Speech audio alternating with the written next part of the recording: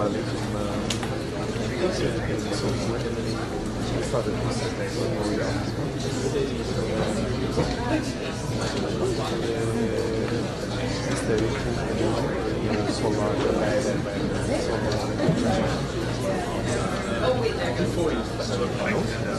right, I think we're going to go ahead and get started. I know it's late in the afternoon and you guys are looking for a break, but I think we get one right after this panel. And we have a really fantastic panel here today that I'm excited to moderate. My name is Lee Moran. I work for the Calvert Foundation, specifically on our Diaspora investment initiatives, and also on the public-private partnership that we work on with USAID and the State Department called IDEA, the International Diaspora Engagement Alliance, which has been mentioned a lot today. And I'm really excited to be moderating this panel here today. And I just wanted to pick up on something that Eddie Freeman said earlier this morning, which was he thought that this event could be a game changer. And I think that's really true. I think the community of people that Almaz and ADN has gathered here today represents such an incredible learning experience. There's such a breadth and a depth of expertise across a wide range of sectors and geographies here today. And I think our panel is really an embodiment of that spirit. We have three fantastic organizations that you're going to hear from today that each represent a really unique and effective programs for engaging the Indian, the Mexican, and the Fijian diasporas. And I think what the most powerful part of this panel will be is that in their stories, a lot of you will hear challenges and opportunities that are familiar to you. And we'll be able to see, really how they've overcome those challenges and put together these really fantastic programs. So it's our hope that this panel is not only going to be instructive, but inspiring for a lot of your work. So with that, the bios for the panelists are all in your programs today. So we're just going to do, similar to the last panel, a very brief introduction of each of our panelists, who they are, and the organizations they're working with right now. So Murli, we'll go ahead and start with you. Thanks. Hello.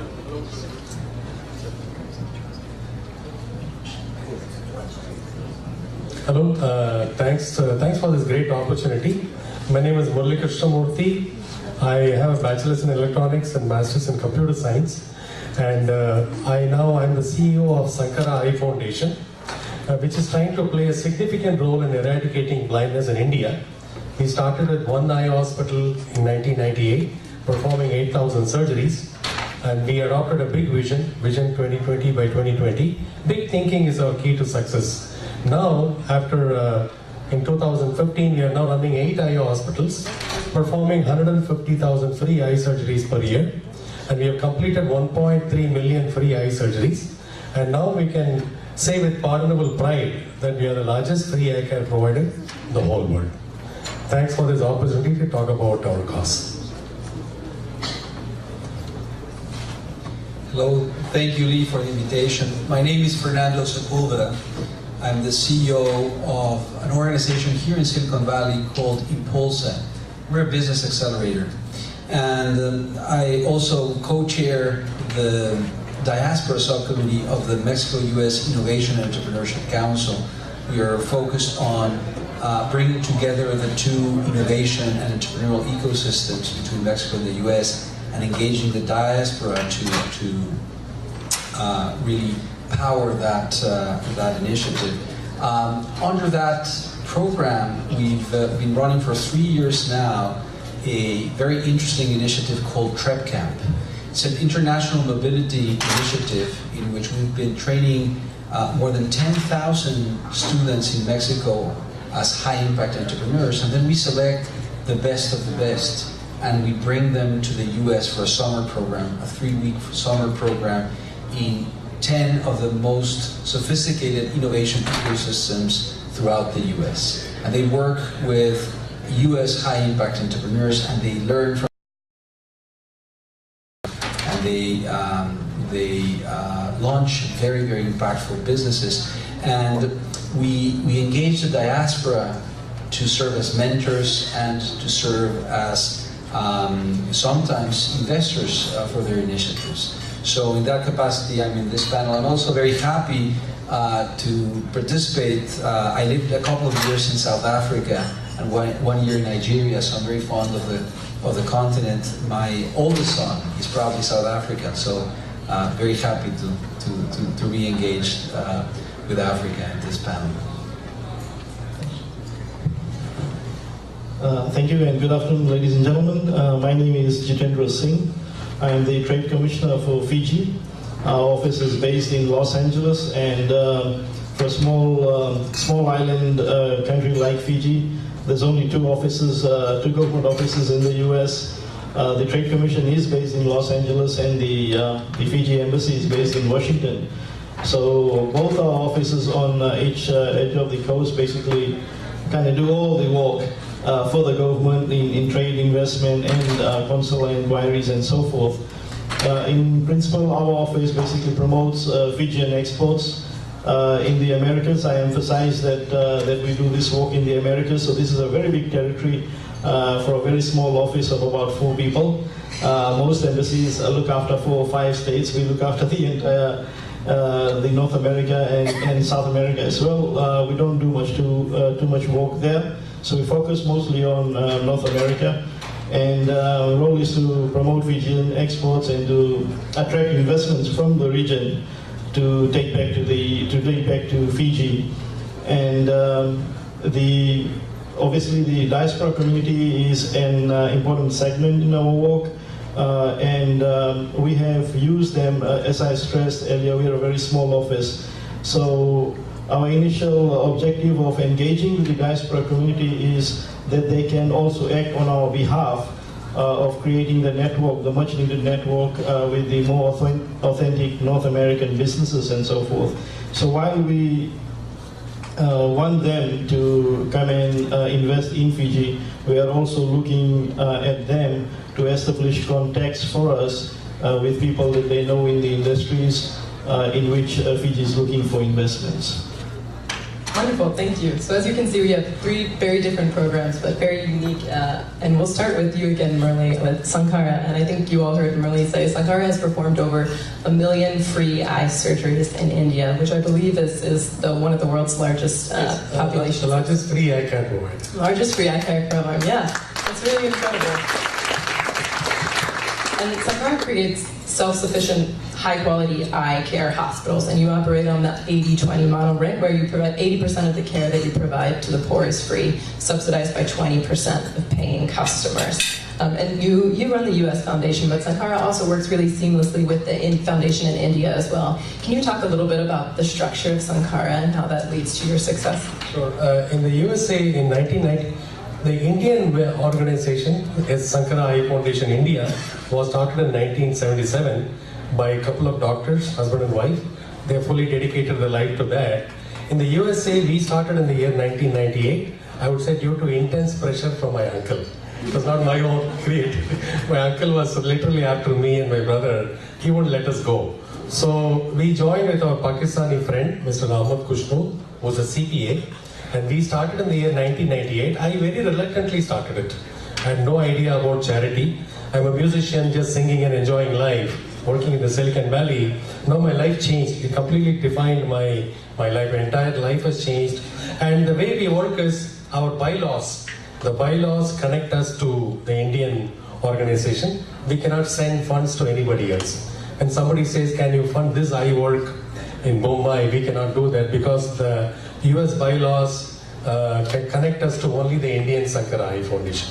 And I'm a trustee of the Indian organization, and one of them is a trustee of our organization. We have our duties very clearly well defined. We do marketing and sales and the big vision, and some of the good ideas came from us, like the self-sufficiency, which is very, very critical for scaling. Without self-sufficiency, you cannot scale. So that idea came from Silicon Valley. So we have our roles very clear. They focus on service delivery. We focus on marketing, sales, and fundraising. It's been working beautifully. We don't interfere in each other's work.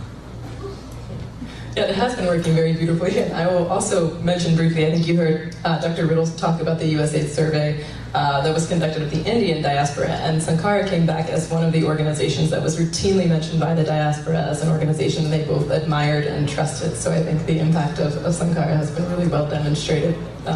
And Fernando, let's move on to you next with to talk about the TREP Camp program, which you mentioned, which I think is described as a high-velocity entrepreneurship training program. And you mentioned that you engage a lot of diaspora members, successful diaspora members here in the U.S. to serve as instructors in that program. So can you talk a little bit about the value that they bring as diaspora members first, and then secondly, how do you find and convince these people to come and dedicate their time to the teaching at the TREP camps? Well, what you find is that the diasporas are always willing to engage back with their home countries. They always want to contribute, they always want to give back. They don't have a vehicle, they don't have a mechanism to do that. When people approach them, they always ask them for money, right? And you know the saying, ask for money, you get advice, right? So if you ask for advice, you get money twice. So that's what we did. We asked for advice. And we started recruiting high-impact diaspora members. Initially just successful entrepreneurs. But then we realized that there was a very deep community of expats working in corporations or second-generation diaspora members that were really, really keen on sharing their knowledge and their experience. So we started recruiting them. And we've been doing this for many years. The first year, we just recruited them. The pitch was very simple, right? We're going to bring some Mexican students and we want to train them as high-impact entrepreneurs. Would you be willing to spend some time with them? And everybody said yes. It was a very easy sell, right? Now, what we learned is a couple of things. One is enthusiasm is not enough, right? We had to train the mentors. We had to tell them what we expected from them and give them a framework to engage with these aspiring entrepreneurs, because otherwise it was just enthusiasm, but it was not a well-directed enthusiasm. So the secret sauce has been less on recruiting, it's an easy sell, but it's more on engaging them, training them. And the other thing that was critical is to provide a platform, because when they go back, when they're here, they meet face to face and they really create great connection. But when they go back, they don't have the means to stay engaged. So we started using an online platform, a wonderful platform called Mentor Cloud. Actually, Ravi Gundalapalli is over here. He's the CEO of that company. I just bumped into him a few minutes ago. You can talk to him, he's great. We're leveraging that platform so they have a structured mentorship relationship even when they go back. So that has been the key. And now the word is spreading, right? Because people want to participate more and more in the program. So we've been able to scale that resource. And now, in a very natural way, the mentors are interested in supporting the initiatives, the projects, the new ventures that the entrepreneurs are launching when they go back. So it's been a very natural flow of things, really the secret sauce has been training and engaging, kind of giving some direction to the goodwill and the energy of the mentors so they can really be more impactful. Thank you, Fernando. That's great. And I think a point that everyone here is experienced the abundance of enthusiasm diaspora members have, but really, being able to make that into an impact has to do with corralling it and directing it towards an outcome. So congratulations on that. And Jitendra, why don't you talk a little bit for us about, you engage a lot of diaspora members as investors back into Fiji, and just curious about how you do that and sort of what do you see, what are the diaspora most interested in investing in Fiji, and how does that match up with the opportunities that you present them, and how do you manage that if there's a mismatch between what they want and what you're able to connect them with? So one of the objectives of the office is to create awareness, and we basically conduct seminars on trade and investment opportunities in Fiji, and we take these seminars to different cities. And it has been generally difficult for our office to access the authentic investors from North America. So we generally target some of these cities using the concentration of the diaspora for a start. So we find out that there is a large concentration of the Fijian community in the Bay Area, for example. and then we would set up something here and then try to reach out to the community and get them to bring other people to our investment seminars so that we can create this awareness to diaspora and the non-diaspora segments. And when we work with them, we connect with various agencies like Chambers of Commerce. We're now working with Los Angeles Chamber of Commerce, Edmonton Economic Development Board, Board of Trade, and these are areas basically where we have seen a lot of the concentration of former Fiji residents. And we've had a few success stories from that sort of engagement.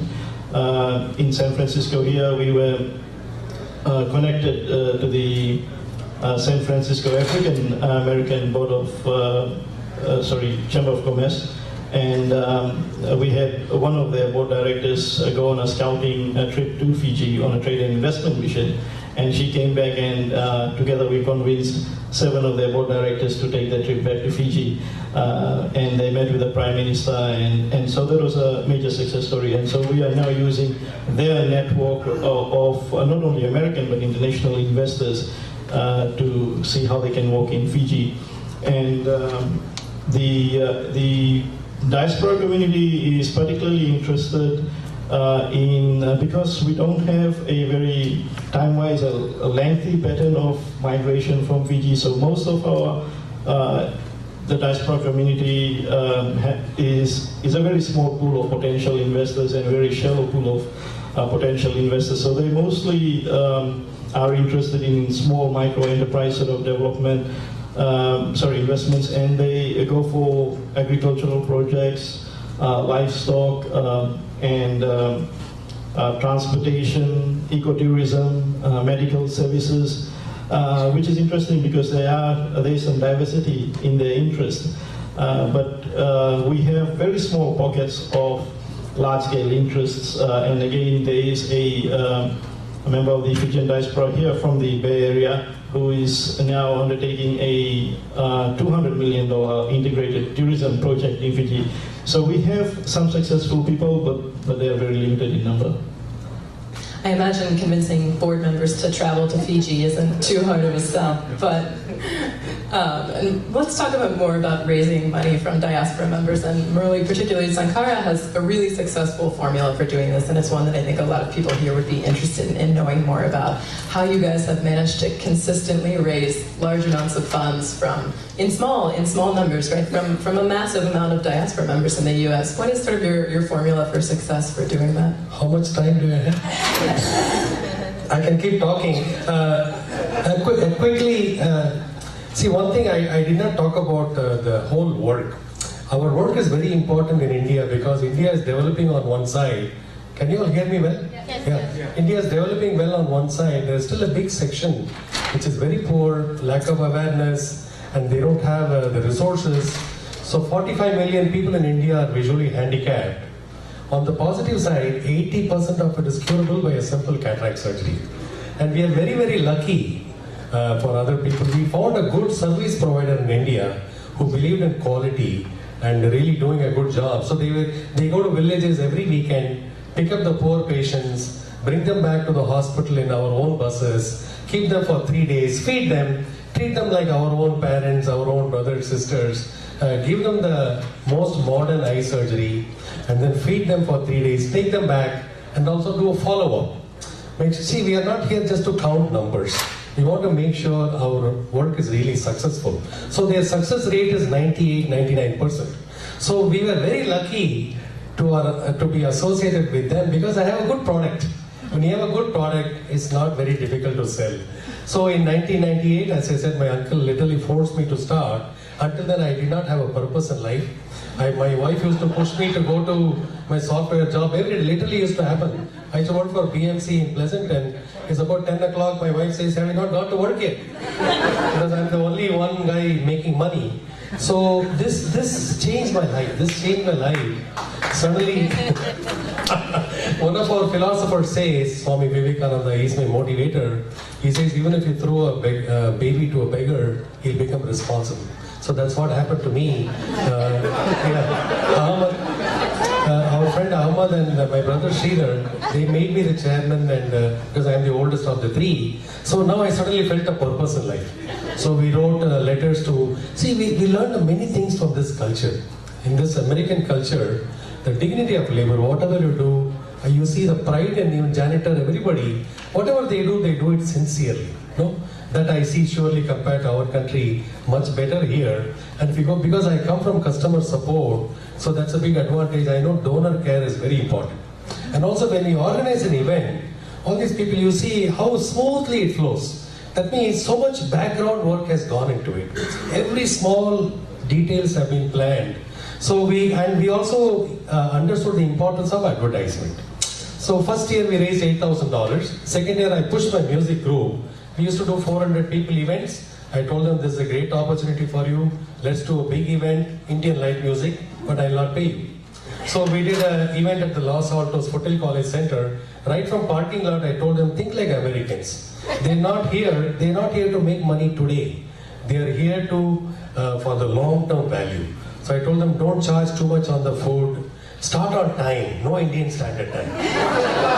6:30 is the show means we need to start at 6:30. So 6:30, and then I told them, before the intermission, let's show our powerful video. Then everybody realized when they come out, they'll be so impressed, but many of them don't carry a check or cash. So we had a credit card machine ready in 1999. So we raised $19,000, and that really established ourselves. Immediately we launched ourselves, and then we raised about $70,000 in the second year. I told our board members, let's invest $50,000 in marketing.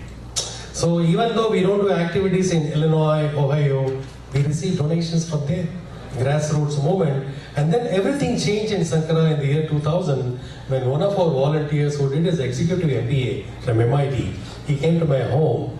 Murali, I see your ads everywhere. What is your vision?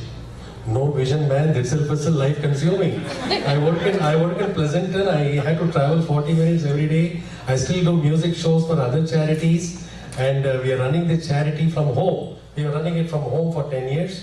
Nobody was paid. Where is the time? He said, no, every organization, the way Americans think, should have a big vision. So he proposed this vision 2020 by 2020. I started liking it because every day to go to my work, I had to push myself. So I was reading this philosophy by Swami Vivekananda, very famous philosopher who was beyond religion, who believed that every individual is divine, irrespective of your race, color, your religion, you all have divinity inside. So Swamiji says, whatever you do, put your heart and soul into it. Do the best. So every day I used to read it, and then 10:30 I go to my work, I do my best, I'll survive. I was in the top 10%. That was not enough, so I used to get laid off very often. So this vision 2020 by 2020, again Swamiji says, think big. What is it that you cannot achieve in your life? All the limitations are in your mind. Even if you're a thief, don't be a petty thief. Yes, be a big thief. So that is what I really internalized. I'm like a young guy, software engineer.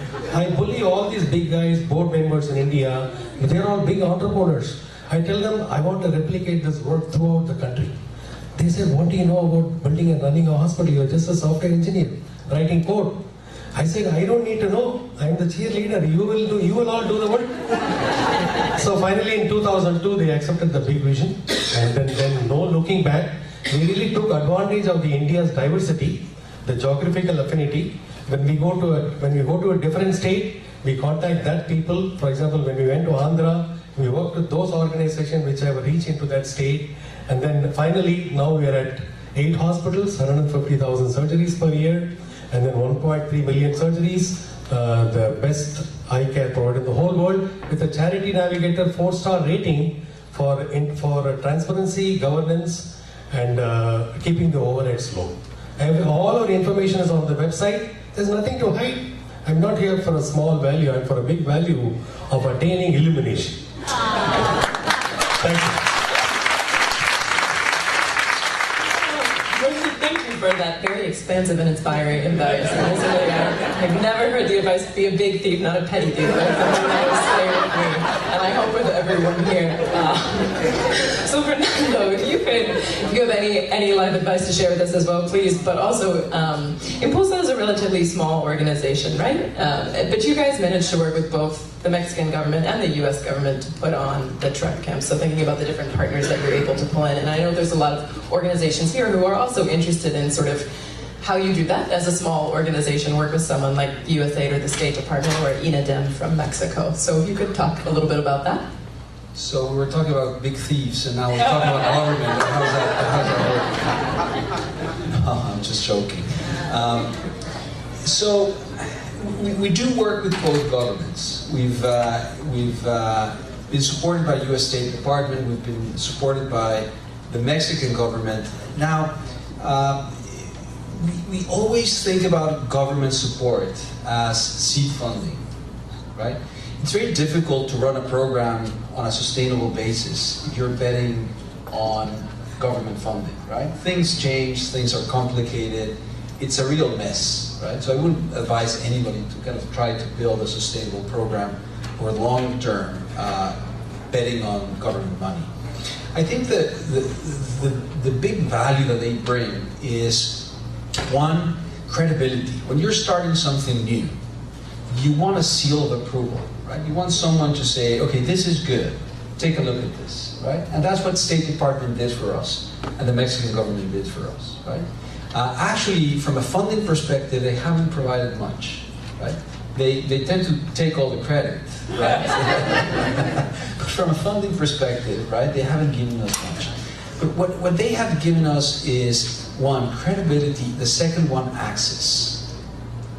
And access is oftentimes more valuable than money, right? Because access can give you money.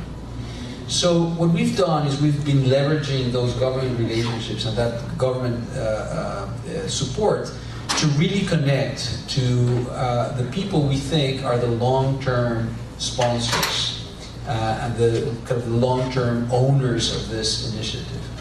Because governments change, right? And you can't rely on that. So the trick with working with government is, I think, two things. One is creating resonance between what are their objectives and what are your objectives, right? And in that way, you really need to understand what do they expect to get out of this, right? And you need to give them that. You need to be able to deliver on what they're expecting to get, because it's a win-win situation. Otherwise, they're not going to push this forward. The second thing is you need to be very disciplined and very patient. Very disciplined because they're going to ask you for a lot of things, right? It's very difficult money to get. And very patient because even though they promise the funds never get on time to your organization, right? So again, if there's any learning to be shared, I think it's use governments more as seed funders, credibility builders, and people who can open doors and give you access to the organizations and the people who are really going to build the sustainability of your program on the long term. Thank you, Fernando. That's very helpful advice in thinking very strategically about what role governments can play in initiatives like this. And Jitendra, just to go back to your sort of world here in engaging with diaspora investors, and I know that one of your roles as trade commissioner is to sort of heighten awareness of brand Fiji. And you're working with a much smaller country with a much smaller diaspora than Mexico, than with India. And so can you talk a little bit about the challenges of brand Fiji and making people more aware of that? And with diaspora investors versus non-diaspora investors, are there any differences between engaging those two audiences? Thank you, Lee. There are some differences, unique characteristics between the diaspora and the non-diaspora markets. For the non-diaspora market, like you said, it doesn't take us too much. I mean, it doesn't take convincing people to go to Fiji to explore investment. But there is the perception that people have readily available for us when we start talking about Fiji, is that it is a very popular tourism destination. So we have to stop them in their path and tell them, hey, but that's not what we want to talk to you about. We want to talk about trade and investment opportunities. So we have to clear the perception that Fiji is not only a white sandy beach and So we have to break the thought process in that and explain the sort of advantages that they have in going to Fiji in the form of the 5 to 20 years of tax-free incentives, for instance. Some success stories of American investments in Fiji, such as Fiji Water and the a 250-seat back office operation by American Airlines in Fiji, which is in fact in a facility that is actually a South African investment, a Mindpearl company that has invested in Fiji's ICT industry to take advantage of the 5-year tax holiday that is offered in the country. So in the non-diaspora community, we also have this issue of how to convince these investors to move from a country which is ranked about 4th in the ease of doing business to a country which is ranked much lower in the ease of doing business. How do we take them away from the 10-year tax holiday offered by New York State for startups and so forth? And the very conducive investment environment available here in North America to a place like Fiji, how will they operate on ground over there? And again, financial consideration is a very, profit is a major consideration in the thought process. So these are the challenges that we see in the non-diaspora community. In the diaspora community, the good thing is that they're very familiar with the brand, they're familiar with the place, and as Dr. Riddle explained, they're more inclined to go to Fiji during difficult times and less inclined to move away from there because they are familiar. Travel advisories don't matter to them, they know what's going on. Again, they're also heavily motivated by financial considerations to go there. The other difficulty we see is Fiji is just a 45-year-old country after independence, which we gained in 1970. So we don't have a very long pattern of migration, and therefore we have very small and shallow pool of investors. And we don't even have a very strong diaspora network, and that is one of the objectives for us to attend this forum, is to see how we can organize something like this and maybe replicate a forum like this. So while we can find a Fiji association somewhere, they are not necessarily business oriented. So we are going to these groups. They are charity groups, religious groups, and so forth, but they are not business or investment agencies. So we don't have any venture capital sort of organizations that can work in Fiji. So these are the difficulties we face with the diaspora community.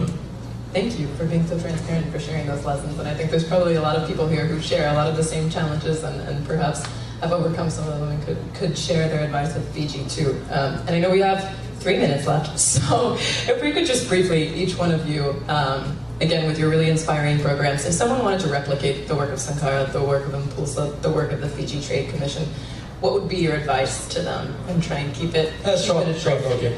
Basically, you need to find a good service provider in your country, and then think big.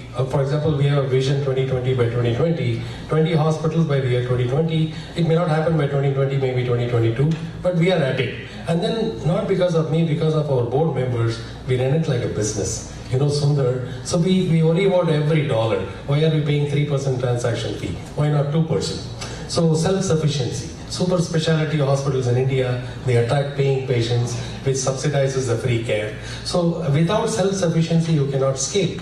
We can think of 20 hospitals because of self-sufficiency. Out of 8 hospitals, 2 are self-sufficient. And then work hard. There's no substitute to hard work. We work 12 hours, 13 hours, even when we are working for regular. Without hard work, without determination, honesty, integrity, nothing to hide.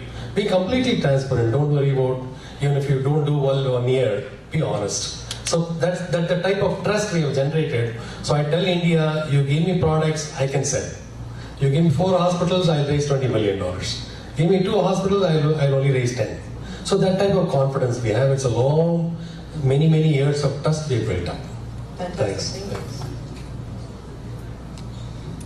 Well, I would fully concur with many of the things that have been said. So I'll just add a couple of additional elements that have been working for us. One is innovation, right? If you're trying to just replicate what everybody else is doing, you're not going to get the excitement and the support that you're seeking, right? So really, innovate is, I think, a big part of potential success. The second one, I would say, is really thinking about real needs, right? Many people think about programs kind of from the perspective of what they want to see happen instead of what the world needs, right? So working from the problem backwards instead of from your idea forward, right? I think that's a big thing. One of the key success elements of our program has been we've been addressing real needs from our diaspora community and back home from our entrepreneurial community.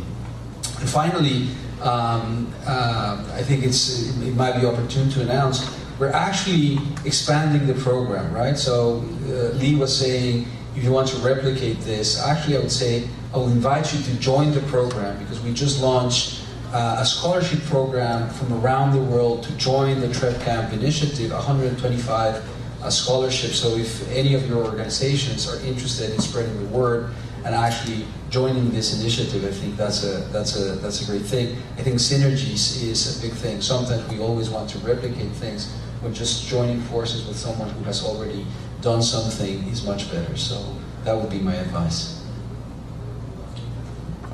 Thank you. Just basically, in closing, I just wanted to say that it's also somewhat difficult for us to have good information on the diaspora. For instance, some US government forms will allow you to take someone not only but not Fijian, and therefore we cannot find out whether what part of Pacific Islands they come from, and they take themselves Pacific Islanders. So we have some of those difficulties as well. The good thing with a small diaspora is that you would expect their schedules to be free to meet us. So we have easy access. We can find out about something in a newspaper and say, hey, why don't you invite us to speak? And they'll very readily agree to do that. So that's a good thing about establishing contacts and gaining access. The difficulty is, like I said, they are very small and shallow pool, where we have success stories, they are still in a very early phase of business success, and they're probably not graduated to a level where they can think about large-scale, heavy investments back in the country, either in social development or for business. So I expect maybe in a few years, maybe in a decade or so, we will have a relatively deeper and a larger pool of potential investors that will contribute to development back home. Excellent. Thank you, Jitendra. And I think we're ready for questions from the audience now.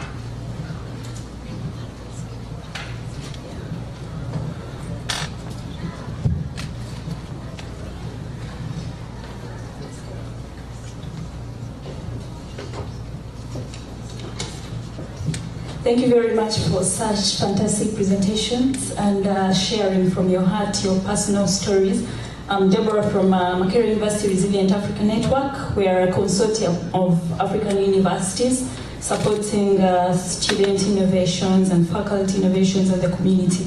So my question is to all the presenters: how can we plug into your initiatives to get support and be extended to the students and faculty that are working from our lab?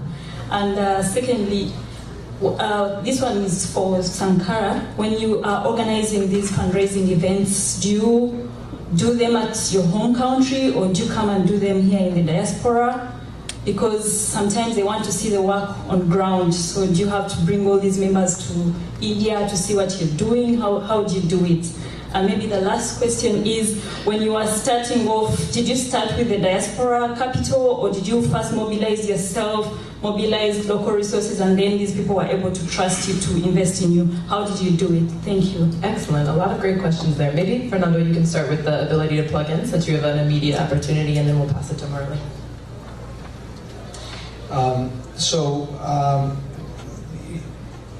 we've been engaging consortiums of universities in Mexico and in the US, and we've been building bridges in very powerful ways. The first kind of barrier we had to break is kind of bringing universities to work together, right? They're very jealous and they're very protective of what they do, right? From a student perspective, from a faculty perspective, and from a reputational perspective. So the first thing that we had to create was an umbrella that allowed them all to collaborate. And fortunately we had MUSEIC, the Mexico-US Innovation Entrepreneurship Council, which was kind of above the individual dynamics that universities have in Mexico and in the US. And what I'm saying is true for both sides, right? So that was one of the challenges. Now that we have this program that covers many universities in Mexico and many universities in the US, people are realizing the potential for collaboration, right? Students report, they're amazed to learn that students from other universities are as talented as they are, and they are as ambitious as they are. Very poor students from public universities are working with very rich students from private universities, right? And they're realizing that they're the same, and they can work together, and they can build companies together. Same happens with technical degrees versus economics degrees or social sciences degrees, right? They're breaking the barriers that oftentimes universities artificially have put around students and around their faculties. So that has been very, very successful. We're working with UC Berkeley, with NYU, with George Washington University. The best universities in the US are now part of the program. They didn't like the idea at first of working in the same program together. They wanted to impose their own programs, and now everybody's collaborating. So that has been very, very powerful. And I think once they realize the energy that they can unlock by breaking those barriers, then everybody keeps on collaborating. I think that's a very powerful thing. Hi. See, one of the ways we are able to attract Indian diaspora is we are very good at donor feedback. I told you, customer care donor care is very important. You donate $30 to open an eye, you will get a certificate from India in about 2 months, which will tell you who benefited from your donation. This person left eye from this village, so you know that he is now back to working in the society. So many people become open an eye a month type of donors. So we have well-defined products. $30 open an eye. For $1,000 you become a founding donor of the hospital, and you can have the name on the hospital wall of founders. So when these people go back to the hospital, they see real work is happening. So we are showing results. Without results, people will not donate. That's how we are able to attract the diaspora. Feedback, donor care is very, very primary for any charity to succeed. People want to know how you spend their money. Just gave money to 100,000 to Sankara, what did they do with it? You can go to our hospital, see the work happening. And we also have this internship and observership program, where our children can go volunteer at the hospital, depending on their level of education. If they're a medical student, they can do internship. We're also thinking of a very deep internship program where they will dedicate resources, and ways we attract the Indian diaspora. So you run trips that allow people to visit the hospital? And they need to go on their own. It's a very cheap program. We are thinking of increasing the cost now because people are really finding it very valuable. And then our doctors have to put in their time. So that's a lot of resource. So we want to charge more money but give a good program in India. I'm Catherine Cheney, and I cover the West Coast for a publication called DevX, which focuses on global development. So my question is more, beyond this panel, which has been great, what are some other forums for diasporas to learn from one another? And I want to throw in there with the timing of the Sustainable Development Goals. It seems like, thought leadership and knowledge sharing between diasporas will be really key. So I'm just wondering if you can talk from personal experience on conversations you're having with other diasporas beyond a forum like this, or maybe it isn't happening and is needed. I just wanted to hear. I'm going to make a very quick plug. The International Diaspora Engagement Alliance that tries to address that very question, that to be a centralized resource and platform for all diasporas around the world to come find information about events, programs, and learn from other success stories of different diasporas. Specifically, during the week of October, we have Global Diaspora Week, which is really a week to celebrate diaspora communities and all of the work they do around the world. It's a self-organized and self-directed week, much like Global Entrepreneurship Week. So we provide the platform and diaspora groups plug into it around the world. We have a very comprehensive review of the 2014 and 2015 Global Diaspora Weeks if you're interested in reliving them on our website. That'll give you an idea of sort of who's doing what, where, essentially. And I don't know if anyone else has any. I'm also part of an initiative called Save-a-thon, where about 100 plus non-profits work with India Community Center. We do a walkathon in June, or it's not restricted to Indian charities only. We have Pakistani, Bangladeshi. So where Sankara Eye Foundation is one of the anchor charities. So what we do is mentorship. If you run a charity, you can come and join us. Your members can walk and run to raise money for your cause. And you learn from us, each other, what works best. So we are training many charities on how to do fundraising. We have learned a lot of things and we'll be very happy to share with everybody. Yeah. Sir, do you have one final question? I'm Gary Mistry and I'm a chemical engineer with chemistry and material science background. I have a direct question for Murli Krishnamurthy, and all the other panel members can join. My question is, I'm a professional for 20 years in the USA working on medical devices and medical diagnostics. We manufacture stents, catheters, plastic and polymer components, heart valves, and drug-coated devices, which are all implants. So my direct question to Murli is, you have done a very good, successful work on eye, but eye is only one part of the body. Why can't you take that to all the parts of the body, like heart, ear, and the second question is... I'm sorry, sir, we only had time for one question. I'm going to give you a break. India, how can we take your success to Africa? That we are actually... And actually, I'm a director of Silicon Valley Africa Development Institute. Okay. Actually, eye itself is such a big problem. I told you I need to focus on that. But we have done some minimal work in Nigeria. One of our partners want to do eye work there, so we can transfer our process. We are now doing some work in Botswana. We have done eye camps in Nepal and Cambodia. I'm very open to that, but I cannot commit for our Indian service provider how much resource they can provide. But surely we can transfer our knowledge, process and systems. We have excellent processes in India, performance evaluation, balance scorecard. So everything, eye camps, eye donations. So we have wide experience in all areas.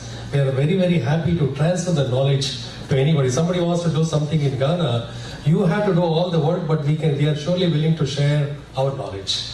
We're open to that. Please join me in thanking our panel for this lively and dynamic discussion. And at this point, we'd like to welcome our keynote speaker for the evening, Ms. Rebecca Inonchong, who is the founder and CEO of Apps Tech, a leading global provider of enterprise application solutions. Please help me welcome her as she comes to the stage.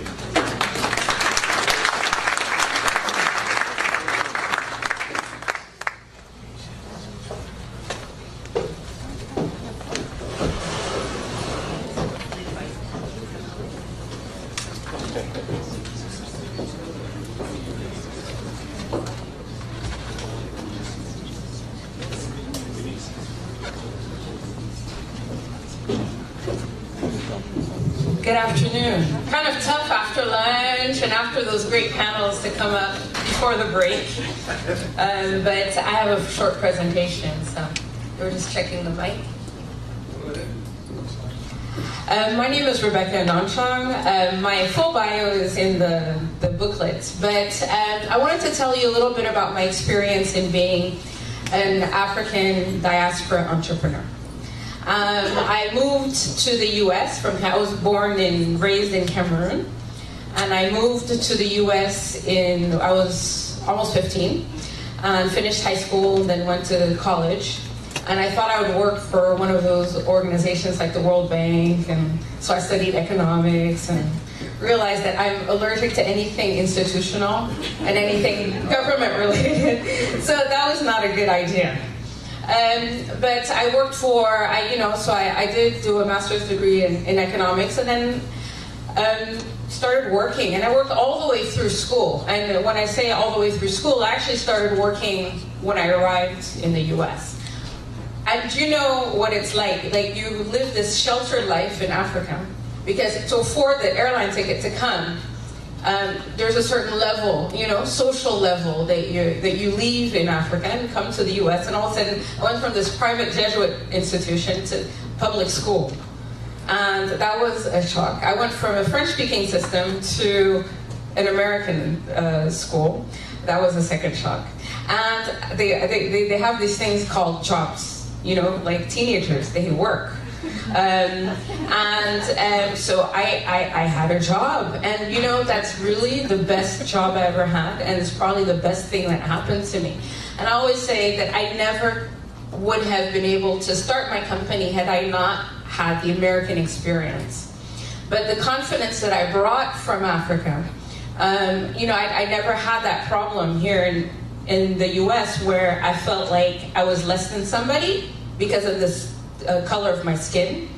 I'd always been raised to, you're great, you're good.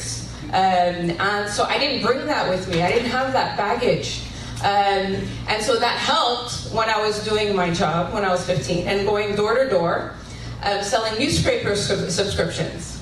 Now, that's a life experience, let me tell you, because people don't open their doors, or they'll slam the door shut, and you just have to keep smiling. Hi, my name is Rebecca And, that was such a great life experience that I take with me till today, because, yes, one and the first door and the second door and the third door, they'll all slam in your face and people are mean. But then that next door, that's your customer. And that's where, and so, it really gives you that ability to overcome obstacles and to know that a closed door is just a closed door. There are lots of other doors to knock on. And one of those will open and one of those will be your opportunity. It's just up to you to grab it. And so after, and I worked all the way through school. I was doing bookkeeping of all things, I was an accountant, did taxes for people, anything that I could make money off of. Eventually got into financial systems, worked for Oracle, and I got tired of the travel, and I'm like, I can do this for myself, and decided to create a company. And one of my friends says, well, if you should go into business, you should do like a business plan. And I'm like, okay. So I sat and spent 2 weeks working out a business plan. Another thing that I never would have thought of doing had I still been in Cameroon. And so it helped me define what I wanted to do. And all of a sudden I looked at it, and I was listening to Raleigh earlier. He's like, think big. And I'm thinking, man, I'm going to create a global company, right? And here I am, a Black African woman in a male and stale, world.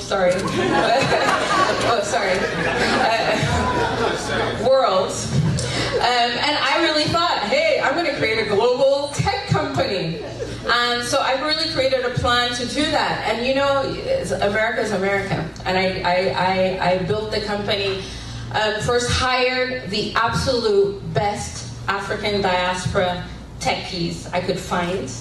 And so we were an African company. We had people from Nigeria, Central African Republic, Mali, Congo, just across the Sudan, Ethiopia, and we had some Indians because there's no tech company in the US that doesn't have Indians.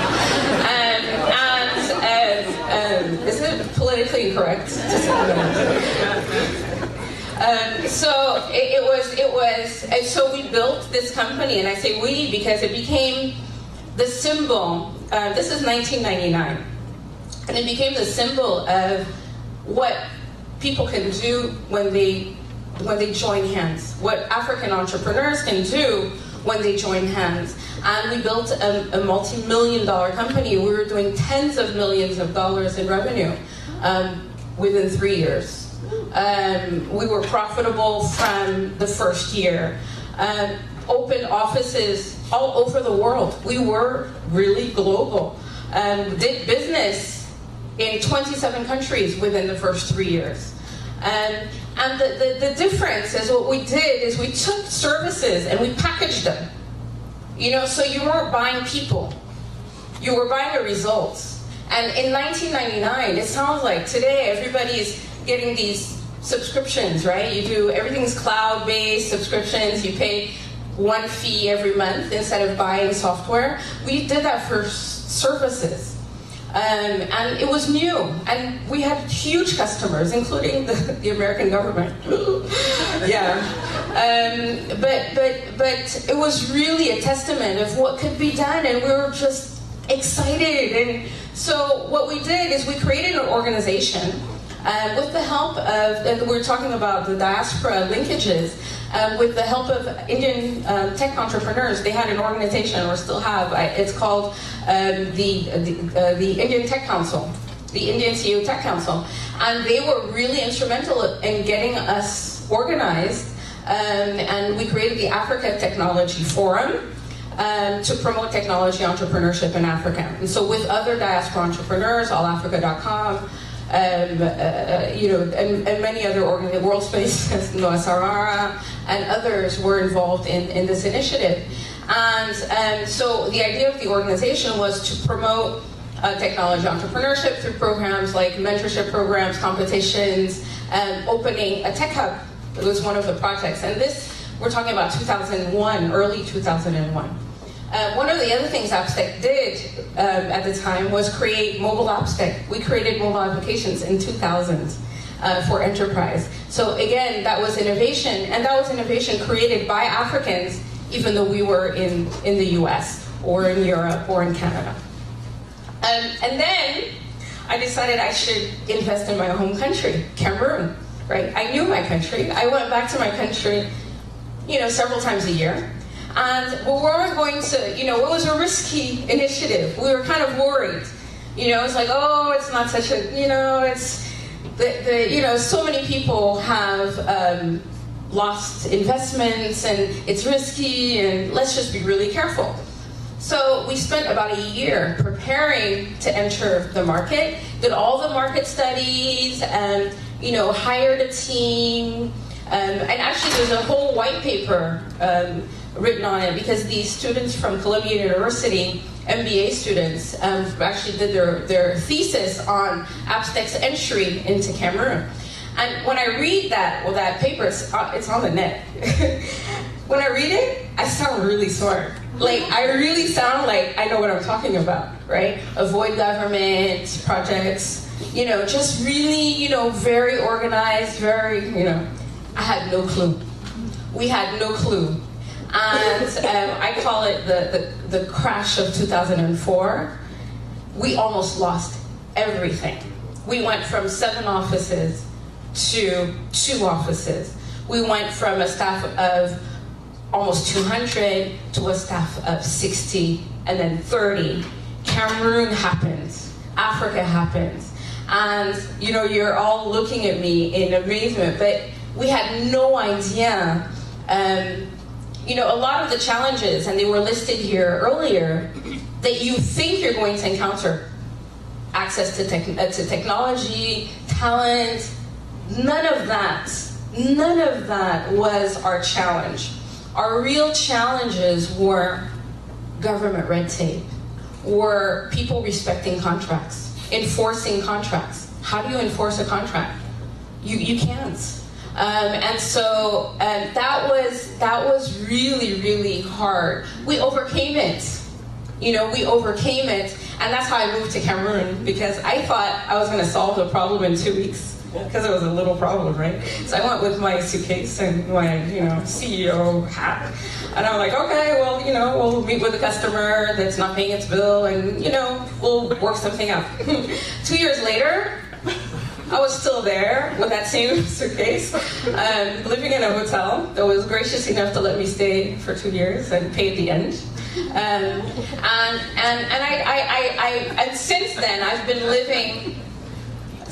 been living in Cameroon primarily. I still have, our headquarters are still based in Maryland, Bethesda, but I spend most of my time in Cameroon, and it's given me the opportunity to do things that I may not have been able to do had I stayed in the US. For instance, Active Spaces, which is a group of tech hubs. We have 2 locations and supporting African entrepreneurs, creating the Cameroon Angels Network to invest in some of these companies, co-founding ABAN, African Business Angels Network, with Ben over there.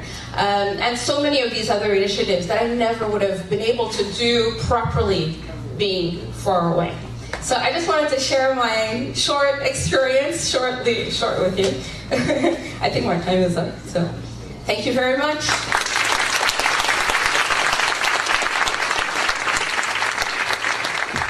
So I have another housekeeping note.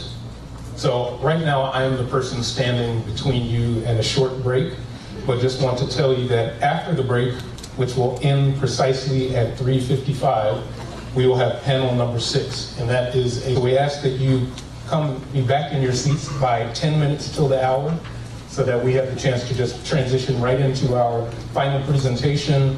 I'll do my best to summarize many of the wonderful conversations that we've had today, and then we'll leave it to our fearless leader, Almaz, to adjourn us for the day. So with that, we'll take a very short break. Again, please be back in your chairs in 10 minutes.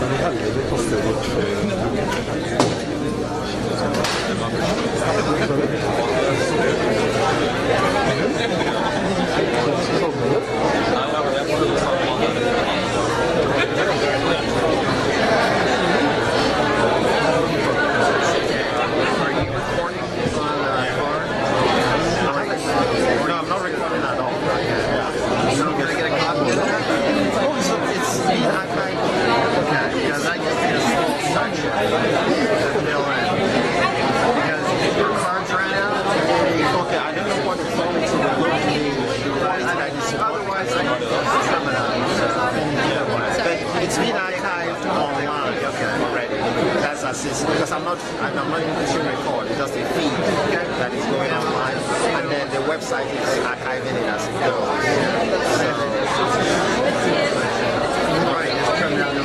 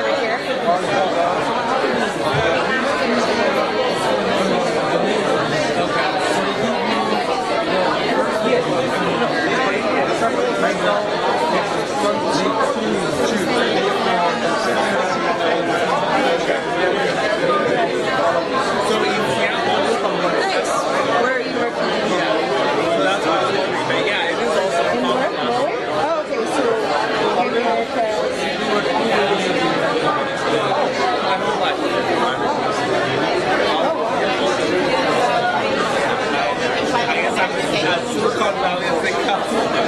Yeah, right now. Yeah. Millions of dollars from India per day.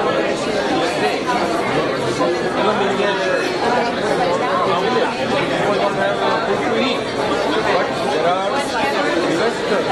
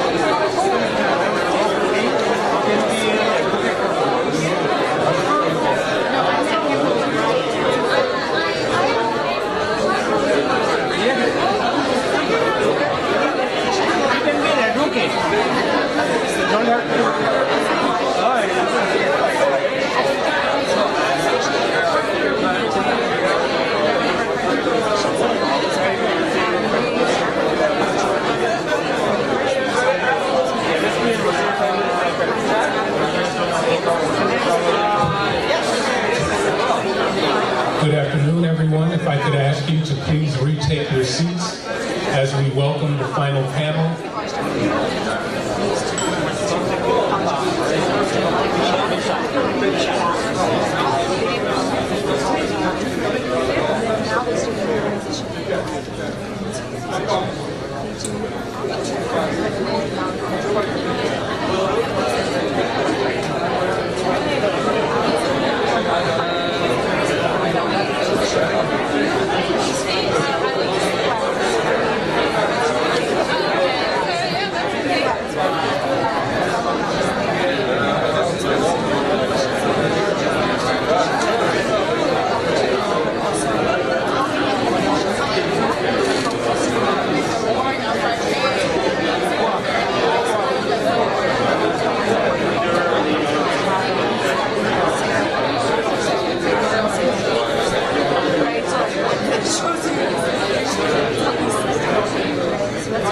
It gives me great pleasure to introduce the final panel of the day.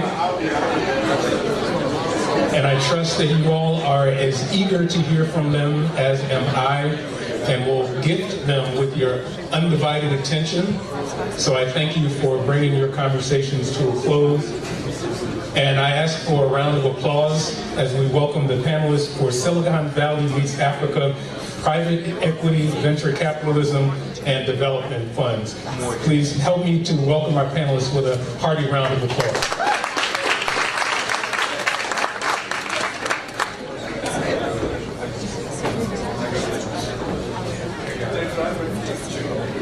Hello. Good afternoon. We are in the final stretch, so we're going to try and have a little fun here. And I'm actually going to put panelists on the spot, so we get something out of this. Before we finish, we want to get you guys involved. One thing I know is that there's a lot of talent in this room, and I think Abby Freeman said it. We want to move from ideas to action. And I liked when somebody got up and says, stop putting travel advisories on countries. So we're going to ask you for your opinion, not just questions, but your opinion. So we'll leave a little bit more time than usual for the questions and answers period. I'm Sally. As I look at the people on the panel, and I also think about the subject, I really think we should change the name of this session to Show Me the Money.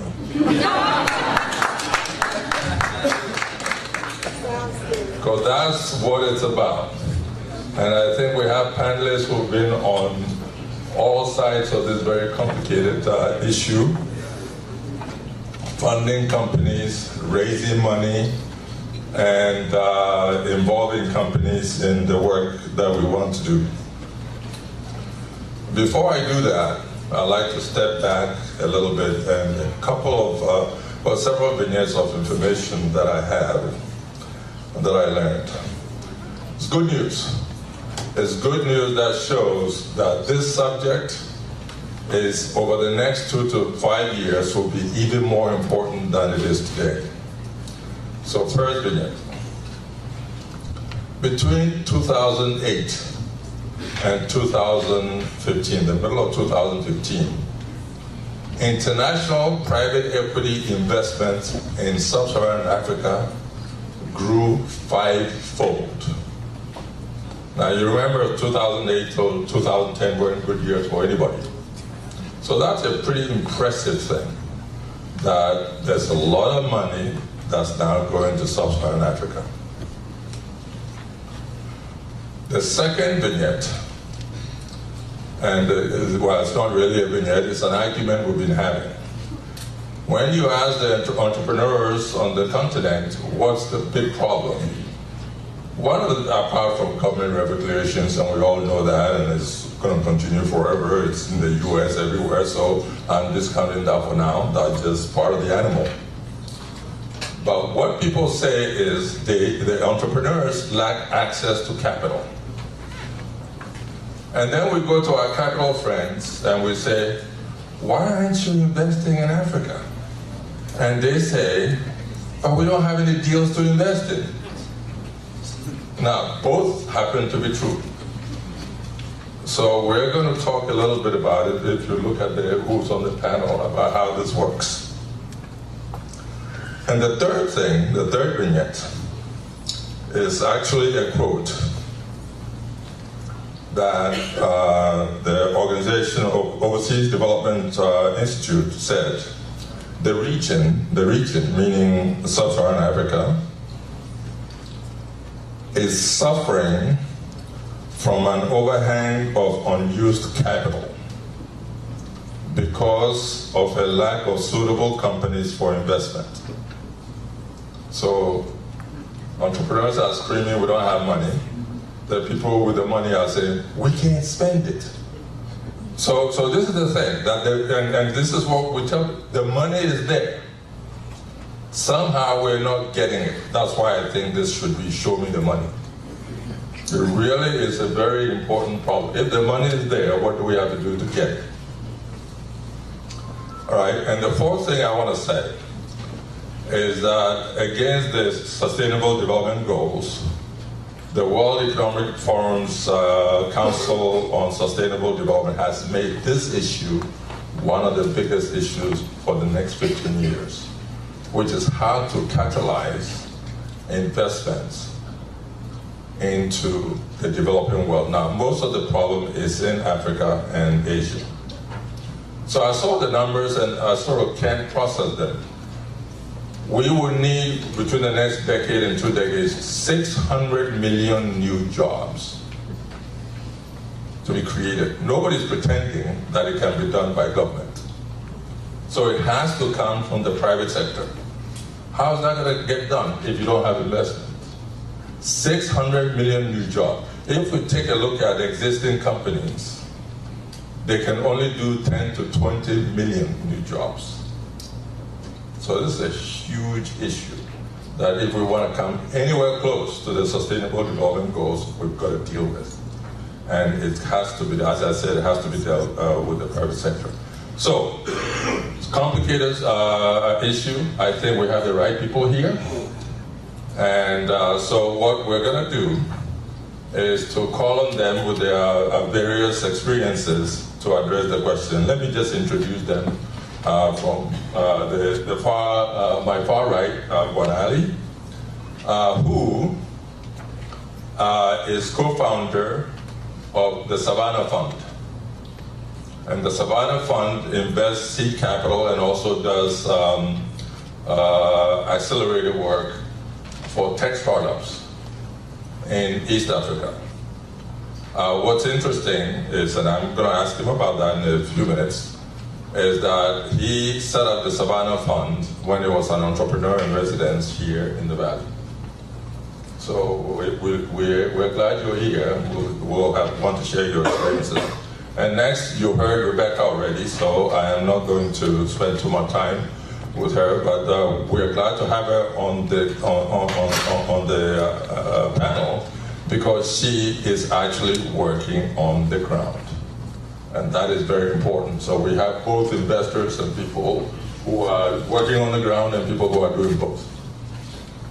And then yesterday you heard Ben, who is founder of VC for Africa, which is an online platform that connects VCs and entrepreneurs and what have you to make investments in Sub-Saharan Africa. And then you have Mr. Jin, who is an African who has set up a venture capital firm in Silicon Valley, but does not invest in Africa. So when I heard that, I just said he just needs to put the word "yet." So we're going to figure out how soon after this meeting he's going to get to that job. And then to my very next right is Mo Brani. Mo grew up in Africa, grew up in Kenya, right? And Mo is CFO and COO of Northgate Capital. I was going to say Northrop. Very different kind of thing. Northgate Capital. Mo has had a long experience in venture capital and equity investments. Again, Mo and his company do not invest in Africa yet. So we're going to find out why. And since we are about action, we're going to figure out how soon we can get on this road here. So with that introduction, I'd like to start first with Rebecca. That question. Just as a way of calibrating what we're doing, Rebecca, you built a global company. You're living in Cameroon. And so just so that we all understand, can you talk about, from the investment side, putting aside government regulations, from the investment side in building your company, what did you face? How did you get funded? Did Silicon Valley investors help you out at all, even though you are connected with Oracle? Whatever you can share with us that gives us a sense of what people face. Actually, since I started my company in the US, you would think that I would have access to the Silicon Valleys, especially I am involved with Salesforce on the board of their foundation. So I do have a lot of ties here in Silicon Valley, but I never received any funding.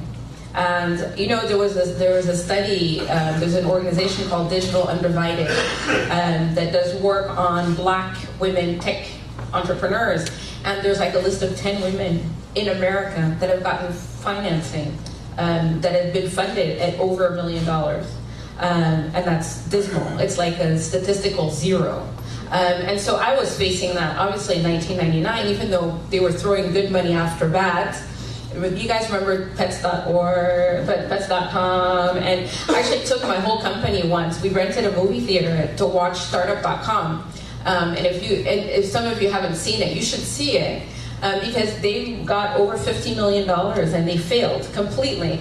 So it's almost okay for them to fail, but we didn't have that opportunity. So I always say we were customer funded. right? We billed their customer and they paid the bill, and that's as we leverage those funds in order to scale. However, and this is really important to understand, we didn't have anything to fall back on. So when it was rough and difficult for us, we didn't have that cushion that could let us overcome. So we didn't have the bank credit, we didn't have the the venture capital firm that could pump some money out of ground during that period. And so if I were to say anything, do try to get the funding when you don't really need it, because as soon as you need it, you won't get it. That's sort of like a bank, isn't it? Very good. Anybody want to chime in on that, operating on the ground? Well, let me go to Buana, and then we'll go to Ben. You have been making investments in Africa. Could you please address your experiences in terms of, first, where you have found the biggest opportunities, and also the challenges as you've been investing in companies, and please let people know the kinds of companies you've been investing in. So I'll start with the challenge, because fundraising for the fund was incredibly difficult, even with encouragement. So like Rebecca, I actually got lots of encouragement from my mentors to look at venture capital in Africa. In fact, one of my earliest mentors was an associate. So I was at Stanford GSB, I did my MBA there. And there I met a lady called Tristan Langley, who used to be an associate at DFJ, Draper Fisher Johnson, and she was responsible for finding Skype for Tim Draper. And she became one of my good friends and was always telling me, do VC in Africa, do VC in Africa. And I was kept telling her, no, there's no internet connection. This is 2005, right? It's not too expensive. But that voice kept on telling me, encouraging me. And then one day, through a series of more encouragement from others, I went back to her and said, hey, maybe I'm ready now to go back. 2012. But I had pitched to over 200 investors before I got my first yes. Guess who that was? Tim Draper of DFJ, through one referral, right? The person was always there telling me.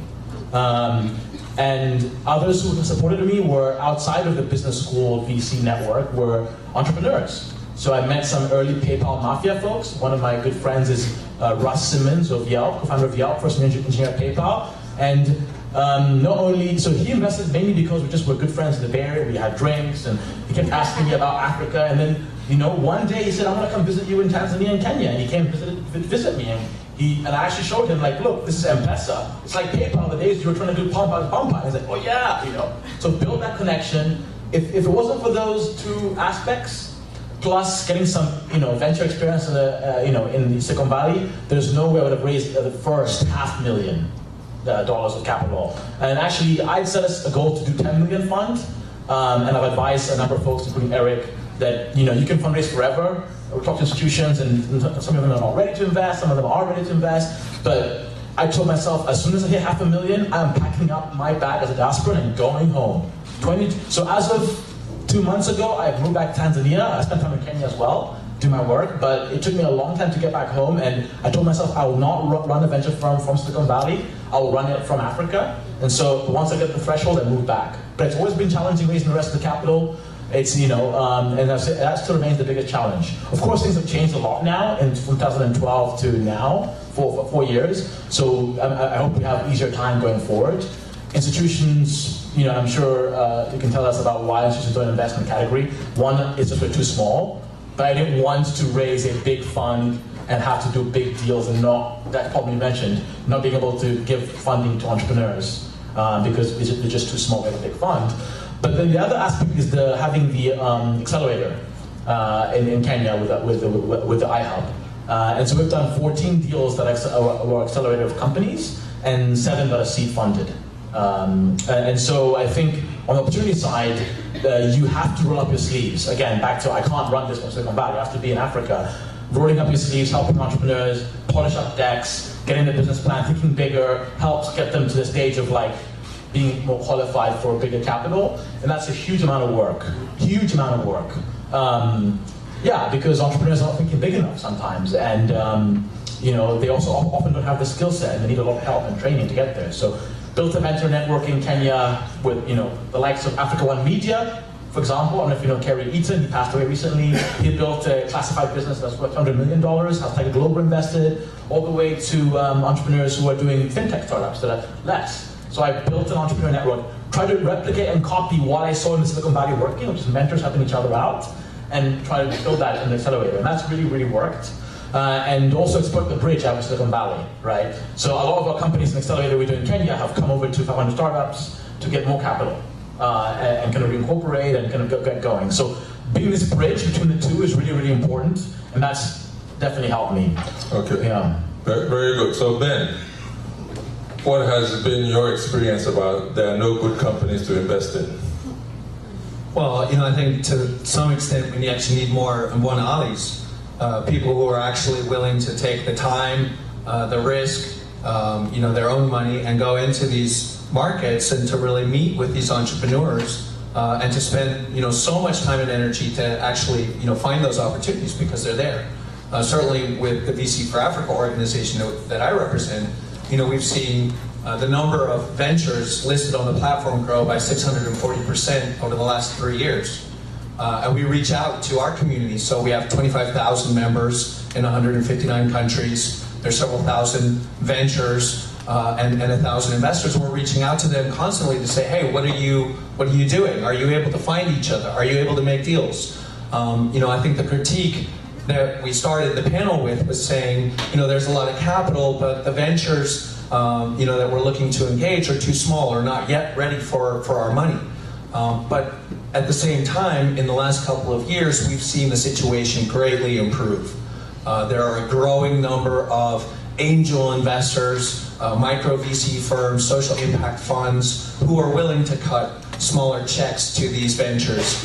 And the data is showing us that there is this progress. So for example, from the survey we just completed in 2015, 48% of the ventures that reported their funding data had raised $73 million US. The average secured by these companies is $326,000. Certainly this is still a drop in the ocean of what is actually needed, but it's definitely something that 3 years ago, if we were asking those same questions, we wouldn't be putting up those kinds of numbers. And I think there's just a growing energy, a growing momentum, and a growing belief, that the system is actually ready for a serious look and for investors to really, come and to put their money into these companies. Great. So Mo, you're sitting on $3 billion. So what would it take to get you interested? Well, first of all of the $3 billion is invested, so we don't have any. You have to look at what dry powder we have. We have not a lot of dry powder, so the $3 billion is history. The question is we have to raise new funds, and so the issue with investing is people know. So the question to me is, what would it take for you to invest? What would it take for your company to invest in Africa? And there's a short answer and a long answer. The short answer is investors. We have to we have to find investors who are willing to give us the money to go deploy in Africa. And investors, even for risky classes of capital, and they definitely have allocations to risky classes, but they are still very conservative in the way they allocate their money and they deploy their money. So they need to really have a good feeling for, hey, this is not just throwing money away, that they've done their diligence. So diligence is a big deal, that the environment is right, the regulatory framework is there, the markets are there, the opportunities are going to be large, and then there are people to execute, and then there's exit, the way to get in and the way to get out are clear. So there's a lot of diligence that investors are going to do, and so they have to feel good that all of those conditions are there. Now, I think in the last couple of days we've talked a lot about perception and reality. There's such bad perception, generally of so many countries in the world because our general reporting and our general media is so poor. and we never get the real story or the broad story. We always get the edges. So anyway, that has to change. So the question is, how do you change that? And so when you start thinking about, what are the solutions, I think a big part of the solution is education. Just education. You have to educate investors, you have to educate VCs in what's really happening, what's really going on the ground. What are the real markets, what are the real people, and there's no substitute for visits. Somebody talked about visits. If you could organize visits and take people and show them, they'd come back, there'd be conference. So there needs to be these organizing forums or principles, people who are organizing to take potential investors, venture capitalists, and so on, to really go visit. And I think this kind of forum is great because you start to get it. But there's just, let me just say one other thing, which is, Africa today feels a little bit to me like India was in 2005 from a venture private equity standpoint. I went there on behalf of my earlier company, and we were trying to do early stage venture, and we found it wasn't ready. There was just too few opportunities. There wasn't enough entrepreneurs, and so we decided at that time not to invest. But now look, 11 years later, India is amazing how much progress has happened, and today there are several unicorns in India. So it shows you it can be done. And it seems to me, based on the last couple of things people have said, is that we've started down that path. And the question is, how do we keep going? So if Rebecca were to come to your office and say, okay, Mo, I'm here, I want to talk to people about Africa investment, what would happen?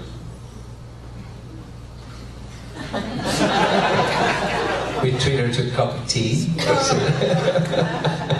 sit her down, listen to her. So I think, it's again the same thing, is our response to Rebecca would be, we're actually very willing. In fact, we just went through a process very recently to try to start a fund focused on financial services in Africa.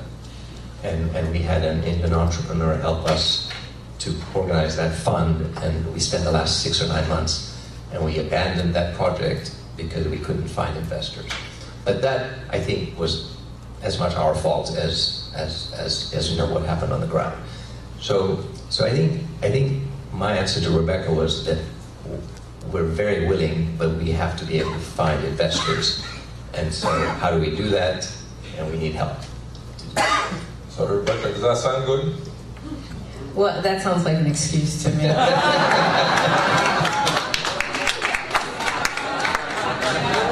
So, hi.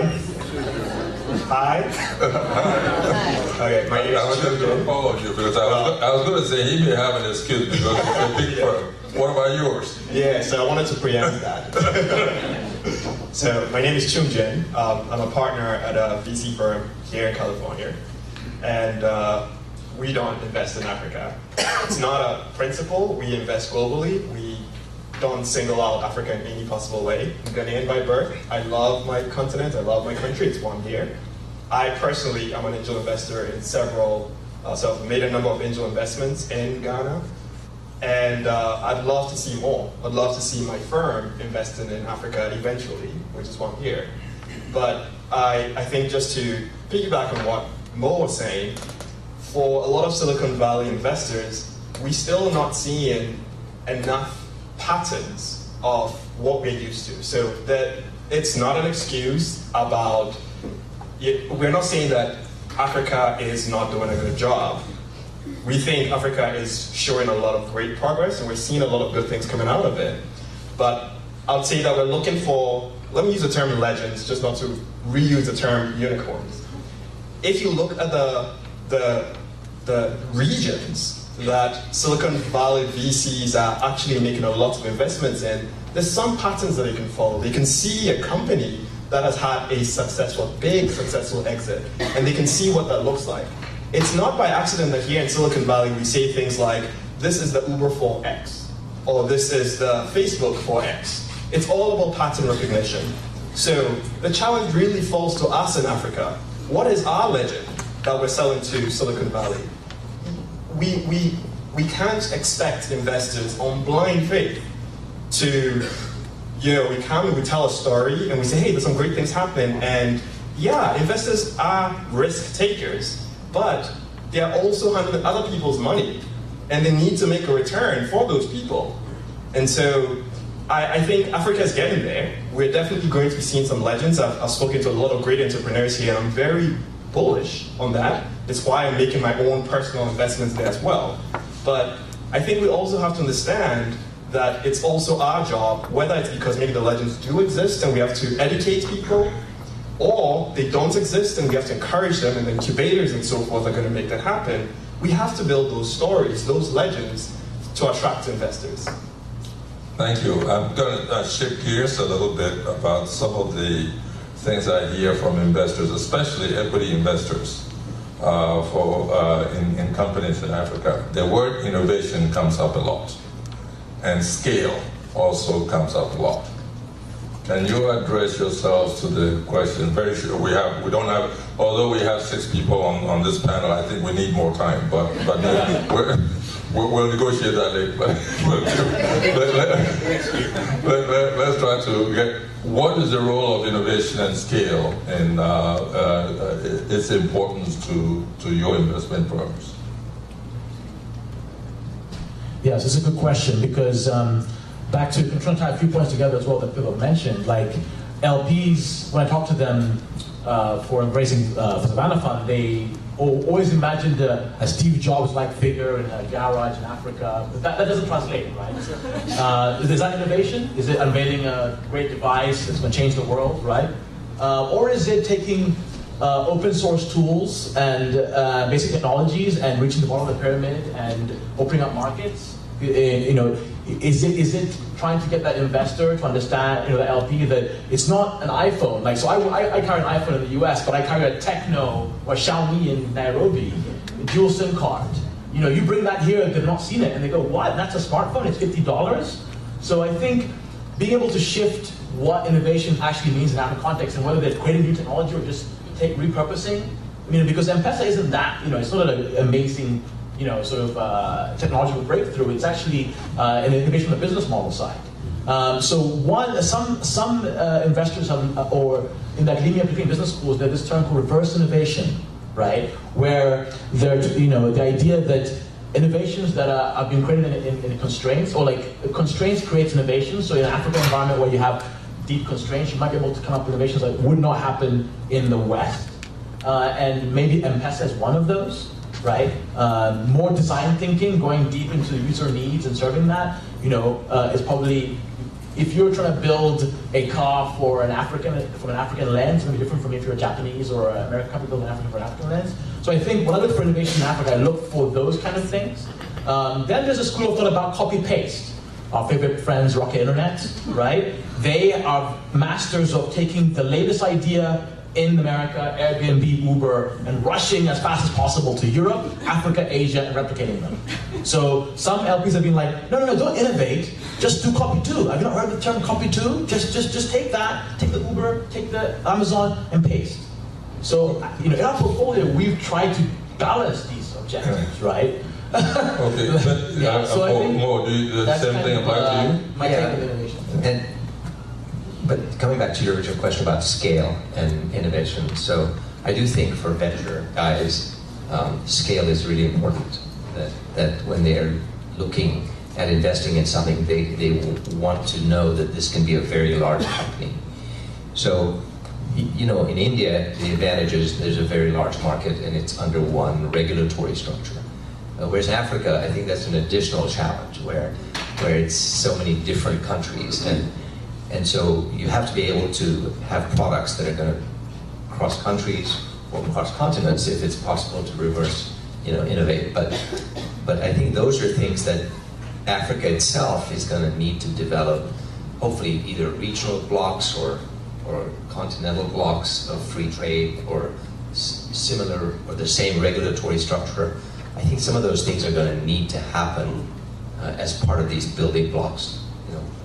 So, yeah, Ben, I was just going to come to you. So you've been investing in these companies. What are the exits? I mean, how big do they get? I mean, do you have any issues with that? Well, so just I think, but maybe picking up on this last point as well, I don't think we can underestimate, for example, just very quickly, the importance of airlines and having more intercontinental flights. I know from within AfriLabs, which is a Pan-African network of African tech hubs and innovation centers with more than 200, of these sort of hubs across the continent. There's a lot of talk about pushing a global passport system that would allow entrepreneurs to basically move, to other spaces, which also means that they can bring their ideas or their products or their innovations to other markets. Certainly, if you're building in East African space in Kenya, very quickly you have to be moving into Tanzania or in Uganda to get to a certain size. South Africa, I think you're seeing innovations that are by design, by inception, already being purposed for Western markets. So you're also seeing bigger investments there. Nigeria is certainly the hot market at the moment because of the size also of the market. So a lot of entrepreneurs, maybe in Ghana or in Cameroon or in some of the neighboring countries, trying to figure out how do we then get into the Nigerian space where we can actually achieve that kind of scale and where the investors are also responding with the investment. In terms of acquisitions, we can go back to, there's still just a handful in terms of real sort of very successful exits. A lot of it now is still, maybe just an acquisition or a merger, maybe an acqui-hire to some extent. But from the 1,000 investors that are using VC for Africa, 83% of them have actually invested into an African company. So these are people who have a blind faith in these markets and in this sort of unique moment in time where there are also just a number of sort of fundamental factors that are coming together that are creating certain opportunities. Where people really believe that if you're building value, if you're creating solutions that people can use in ways that improve their lives, you will be posting those numbers, and the exit will come. Okay, we have about a minute and a half left. I want to leave it to Rebecca. Rebecca, as you've been trying to scale across Africa, what have you faced? I think when we're talking about tech, Facebook, for instance, wasn't designed for the African market. I don't see why an app developer sitting in Boya somewhere wouldn't be able to develop an app that would scale globally. And I think if you're looking at investing purely on looking at the market size, you're ignoring the fact that an app, when you're downloading an app from Google Play or from the iStore, you're not looking to see, okay, who designed it? What country are they in? You're like, is this an app that works for me? And we have one example in Cameroon of an entrepreneur. I think he's like at 150,000 downloads of his app. Nobody knows it's a Cameroonian app, but it is. And I think that's the opportunity that you are missing. The opportunity of seeing, my goodness, the innovation that's coming out of these tech entrepreneurs is fantastic. And so what we've done concretely to try to solve some of the issues of, are they market ready and so on and so forth, is that within the tech hubs, in Cameroon, what we've done is that they have like the business development manager, right? Like they have somebody that's there day to day working on helping them with their business plan.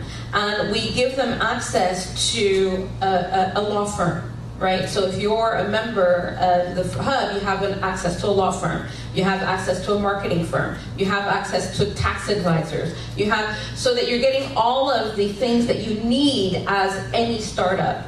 And at the end of that, we started putting our money where our mouth was.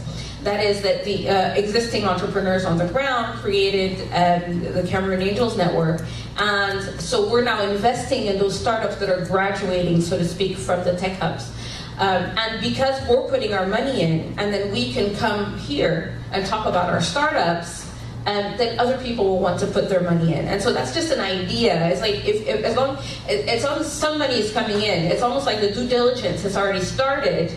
There's some confidence that you don't know this African country, you've never been there, but you know Rebecca, and Rebecca put her money that she worked really, really hard for in the startup, and so maybe there's something to it. I'll put my money in it too. So I think I'm hoping, and that's why we created ABAN, the African Business Angels Network, in order to encourage more angel investment and encourage other investors to join those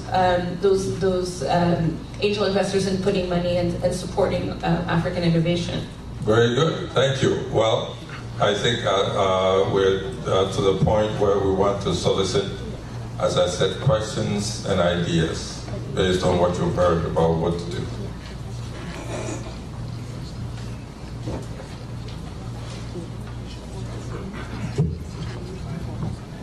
Hello all, thank you for being on the panel. My question is in regards to, I guess, a viewpoint that I heard on the panel. So my question is in relation to how the VC and private equity communities, oh, by the way, I didn't introduce myself. My name is Kobe Armal. My question is in regards to how the VC communities and private equity communities are going to be willing to include and integrate the African innovators and population. We have facts and statistics that state that by 2050, Africa will surpass most of the world as far as population growth at 100%. The closest behind that is going to be Oceania at 43%. So we have we have Nigeria, Congo, Ethiopia, and the other African countries that are going to go higher in population. So as far as that relates to VC work, it would, in my opinion, interest you guys to invest heavily in those markets. So why are we still facing that pushback, and what can we do to change that in the near future? Thank you very much. Yeah, so I'll take that question quickly. I would say, and this is what we're about opportunities. I think it's already being tapped. The three biggest markets I think that investors are engaging, and there was an FT article that came out 2 days ago about innovation, investment in the continent. Energy, solar, right? We all know, I'm sure you've been on panels where that's big. African Electric and Copa are taking that, in East Africa, and then there'll be more across the continent. Financial services is another big one. How many people don't have a bank account, and what can they get from that, whether it's farmers or whether it's remittance markets. Those are huge markets that entrepreneurs are tapping.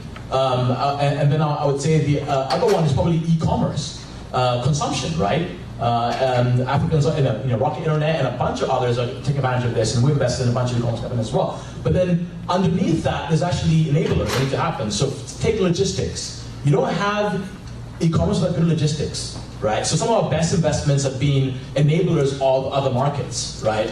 Or say in the financial services space, building up M-Pesa to make it ready for e-commerce. Or, building, for example, there's a startup that's called Sendwave that basically in Silicon Valley that allows you to have a debit card here in the US as a Diaspora and then send money to Kenya directly to an M-Pesa wallet. So these are big markets. If you look hard, you'll find them, and they're addressing mass populations. And you do have some investors who won't look at African companies unless they really have a big exposure to the bottom of the pyramid and to middle class, versus maybe an app, right? And for example, an app with scale, we've invested in apps in Africa, and we've often find that, say, the App Store in the US for iOS says that, we don't want to invest in a game, we don't want to approve a Ugandan game company because we don't think that ever exists. Or there's a petition that's going around the internet of a Zimbabwean complaining about Google Play only approving Nigeria and Egypt registered companies. So yes, apps are great, they can scale, but an app's not a business, and you didn't monetize it. So yes, these buckets are big, but you have to understand exactly how to tap them and what investors are looking for as far as short-term to medium-term growth opportunities. Just to add, there's a little more practical consideration from a venture firm, in terms of investing, because the opportunities are clearly there. But the way venture guys work is somebody on their staff, one of their partners has to put up their hand and say, I'm going to do this. I'm going to take responsibility for this. And be willing to either go out, go live there, go learn the market, or be willing to travel initially. And so I think that's where the connection comes back to the people in this room. Are you hiring? Yes. If we were to invest, we would definitely be doing that. We would need people who have the knowledge and passion and willing to do what it takes. So for venture guys, they'll never invest unless somebody on their staff is willing to do that. Sure. Thank you so much. I'm Nathan Tumuhani from the Resilient Africa Network, Uganda. My question goes to Rebecca. As a female entrepreneur who is successful, most of the women, especially in Africa, really don't embrace the entrepreneurship, and we have challenges. When you look at most of the women, we at the Resilient Africa Network, we put out a call, we have a grant, but you find only the 10% is probably are females. So probably they don't have learnings that you have. Maybe you've come to Silicon Valley and you have so many things you've learned from here. So as a women entrepreneur who has visited Silicon Valley, what do you think we can do to increase women entrepreneurship in the continent based on your experience? Thank you so much. It would be great for one thing, for women, for people to stop boxing us into the microfinance. One is like my pet peeve is hearing women and microfinance in the same sentence, because that means that we're only worthy of like $50 loans and not $50 million loans. And I'm like, let's get the real money to the women and give the microfunding to the men.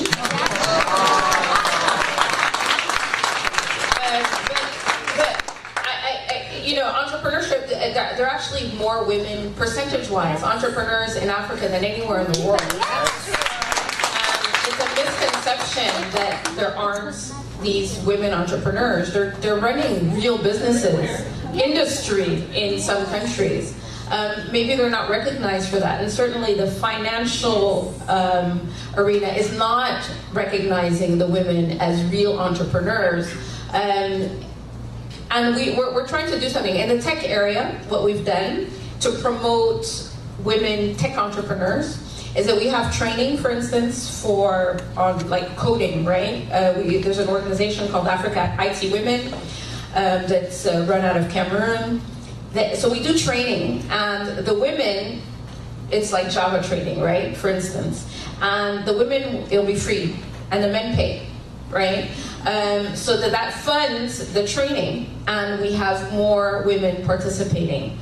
We have other programs to encourage women and to support women, but I think the primary thing is really to recognize women as complete entrepreneurs, not as, oh, she needs to feed her kid entrepreneur, right? Like, we can do that and much, much more.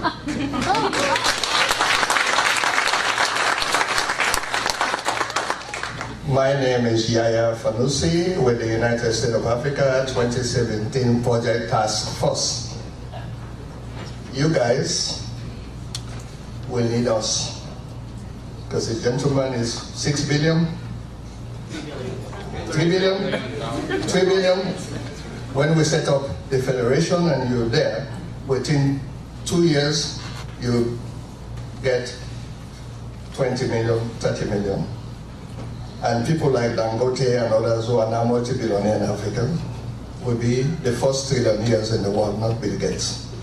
So I usually tell people when I'm in New York in events like this on DC that I'm the most important person in the room, but they don't know it.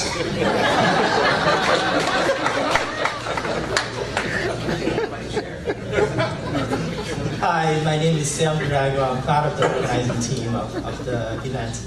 So I would just like to quickly poll the panel, and if possible, if you could provide some coloring on the answers. So, Me for Truth. In order for you to easily raise funds to invest in Africa, you better brand it as an impact investing fund. And better yet, you better as well have donor financing to kick it off. And then another question for the entrepreneurs, meaning mostly Rebecca, is it's significantly easier to get investment money for an entrepreneur in Africa if you are really, really polished. Meaning polished, meaning articulate, have the CV to back it up. And related to that, to the investors, how do you really weed through all that element in order to find the right opportunities? That's a whole panel.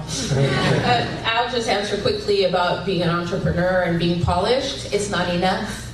You know, I've seen some fantastic projects go unfunded, and so yeah, it's not enough. And I think there again, you know, there are a lot of entrepreneurs who are very good at going to events, standing on a stage and selling their idea. But, you know, if you look into the company, you don't see a really capable team. If you don't see that they've been able to get the right advisors to back them up in areas where they might not have certain expertise, that story is not going to carry the entrepreneur very far. So there's a limit in terms of, you know, how much polish is going to get you the business card. One other thing I would just add before maybe Mbwana adds to this, only less than 10% of the investors that are investing through VC for Africa self-identify as social impact investors. I think a lot of people believe that entrepreneurs inherently, by definition, are trying to solve very difficult problems, and by definition are looking to create value for themselves, for their family, for their communities. It's about creating jobs, it's about creating the income needed to pay for taxes, and then you can just, you know, take it from there. Yeah, Ben, you know how much I love impact investors, right? And everyone probably knows me. Quick story. First no, right? I spoke to a big foundation based in Silicon Valley, who will go nameless, that basically said no, we don't want to invest in your fund, we don't think you're qualified enough to do this, and blah, blah, blah, blah, blah. That no gave me the energy to basically say, you know what, impact investment world, social enterprise world, foundation world, no. There's another world out there, private capital. There is diasporans like everyone in this room that, you know, and not only that, I didn't come all the way to Silicon Valley to get a business school degree to be told that I can't go back and help my own continent. So I actually, by saying I don't need impact investors and spending a lot of time branding Savannah Fund as the anti-impact investor, we got a lot more done than any, you know, on the seed level at least, to try and, you know, back entrepreneurs. A lot of the impact investment capital goes to foreigners coming to Africa, right? A lot of it goes to foreigners coming to Africa, right? We've done 22 deals, of which literally 21 of those are Africans in Africa. I don't think that's correct. I think to build a sustainable investment industry in Africa, you need to engage mainstream investors. It'll take time, but the minute a Ebola outbreak happens, the minute a Westgate happens, guess who pulls out? I'm inspired right now with Magufuli, my president in Tanzania. Look what he's doing. Look what he's doing. He's telling, you know what, we're going to raise money. He raised, I think, 1 trillion shillings, about $100 million in private sector taxes in 1 week because people weren't paying taxes in Tanzania, right? And instead of begging from donors. Look what China's doing. They're not doing impact investing. They're running circles around Americans in Africa. So yeah, this just answers that question. You know the impact investors. I think I'll just like to. I'll just add a little bit to that as well. I think that often when people hear about Africa, being an African, talking to other VCs, other investors, there's this challenge between charity and returns. And I think, unfortunately, whenever impact investment comes in, it starts skewing things towards charity. And really, at the end of the day, VCs are trying to make money. They're business people too. And so I definitely am with you. It's like I'd rather hear people tell me, hey, we're gonna do business. Yes, ma'am. Hi, my name is Lydia Edom Finkley. I'm with FM Capital Group. So I'm wondering, and maybe Ben, Rebecca, and Mbwana is better to answer this question, but I want to put it to all of you. Is there any thought that you have to advising the stock exchanges in their development so that there is the opportunity to have more exits, IPO exits that the VCs are looking for? Okay, I could. My office in Douala is right across from the stock exchange, where 3 companies are traded, and actually the shares that are traded on that stock exchange all are the shares that the government owned in those companies and that they put on the stock market. No private company has tried to raise money on the stock exchange, and that's because it requires transparency. And in our context, the larger companies, the telcos, the last thing they want is any transparency. Because on the one side, you've got the tax people, right, and that are looking at your numbers, and you can't present those to investors, right, because your investors, you're trying to say that you're profitable, and the tax people, you're trying to say that you don't make any money.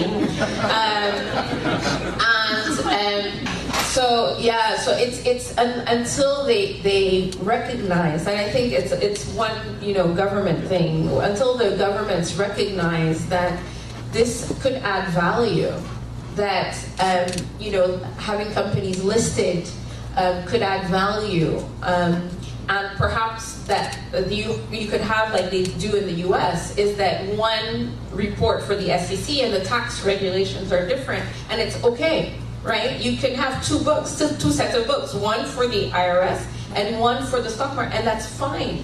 And if we could set up that kind of mechanism, it would certainly facilitate the use of stock markets across the continent.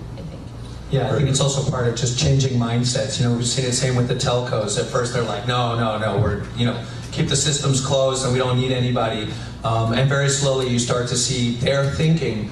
They're changing, and they're starting to actually open up their systems, and they're starting to look for ways, successfully or unsuccessfully, to try and start engaging, with these founders and with these innovations. And the exchanges sooner or later will also start to recognize that there's an opportunity there that they're not a part of, and it'll be up to them to respond to that. I am told we have to wrap up, so I'm sorry to do that, but I just want to make a point.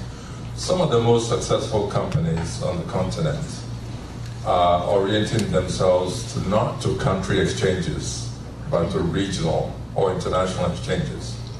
And that speaks to the issue of scale, and speaks to the issue of exit as well.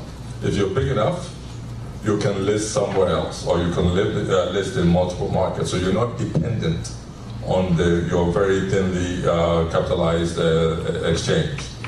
Having said that, I would like to thank our panel. Again, let's think, show me the money. So when they walk off the stage, please accost them. Thank you.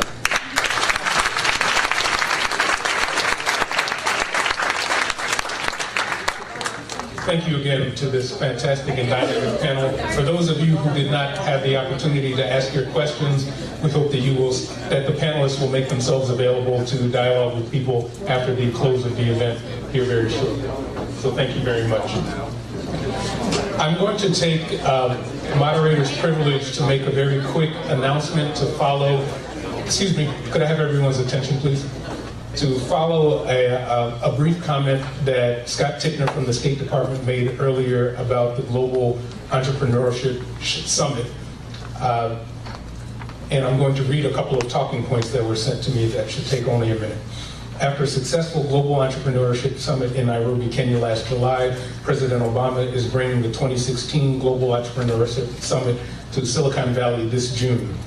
So this is the place that every international entrepreneur dreams of going, and a place that embodies the American entrepreneurial spirit. And having the summit here will further deepen the connection between Africa's entrepreneurs and the ecosystems that support them there and here.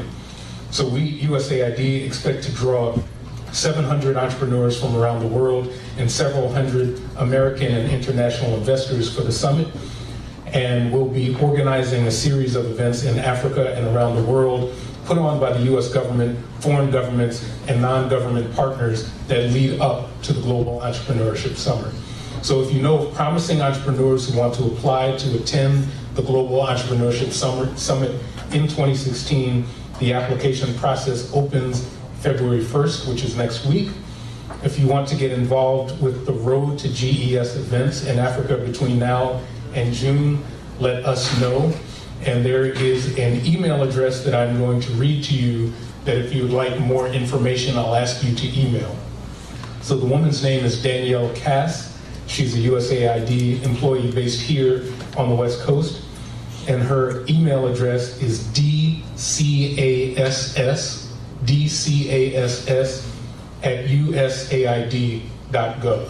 So if you would like further information, please email dcass@usaid.gov.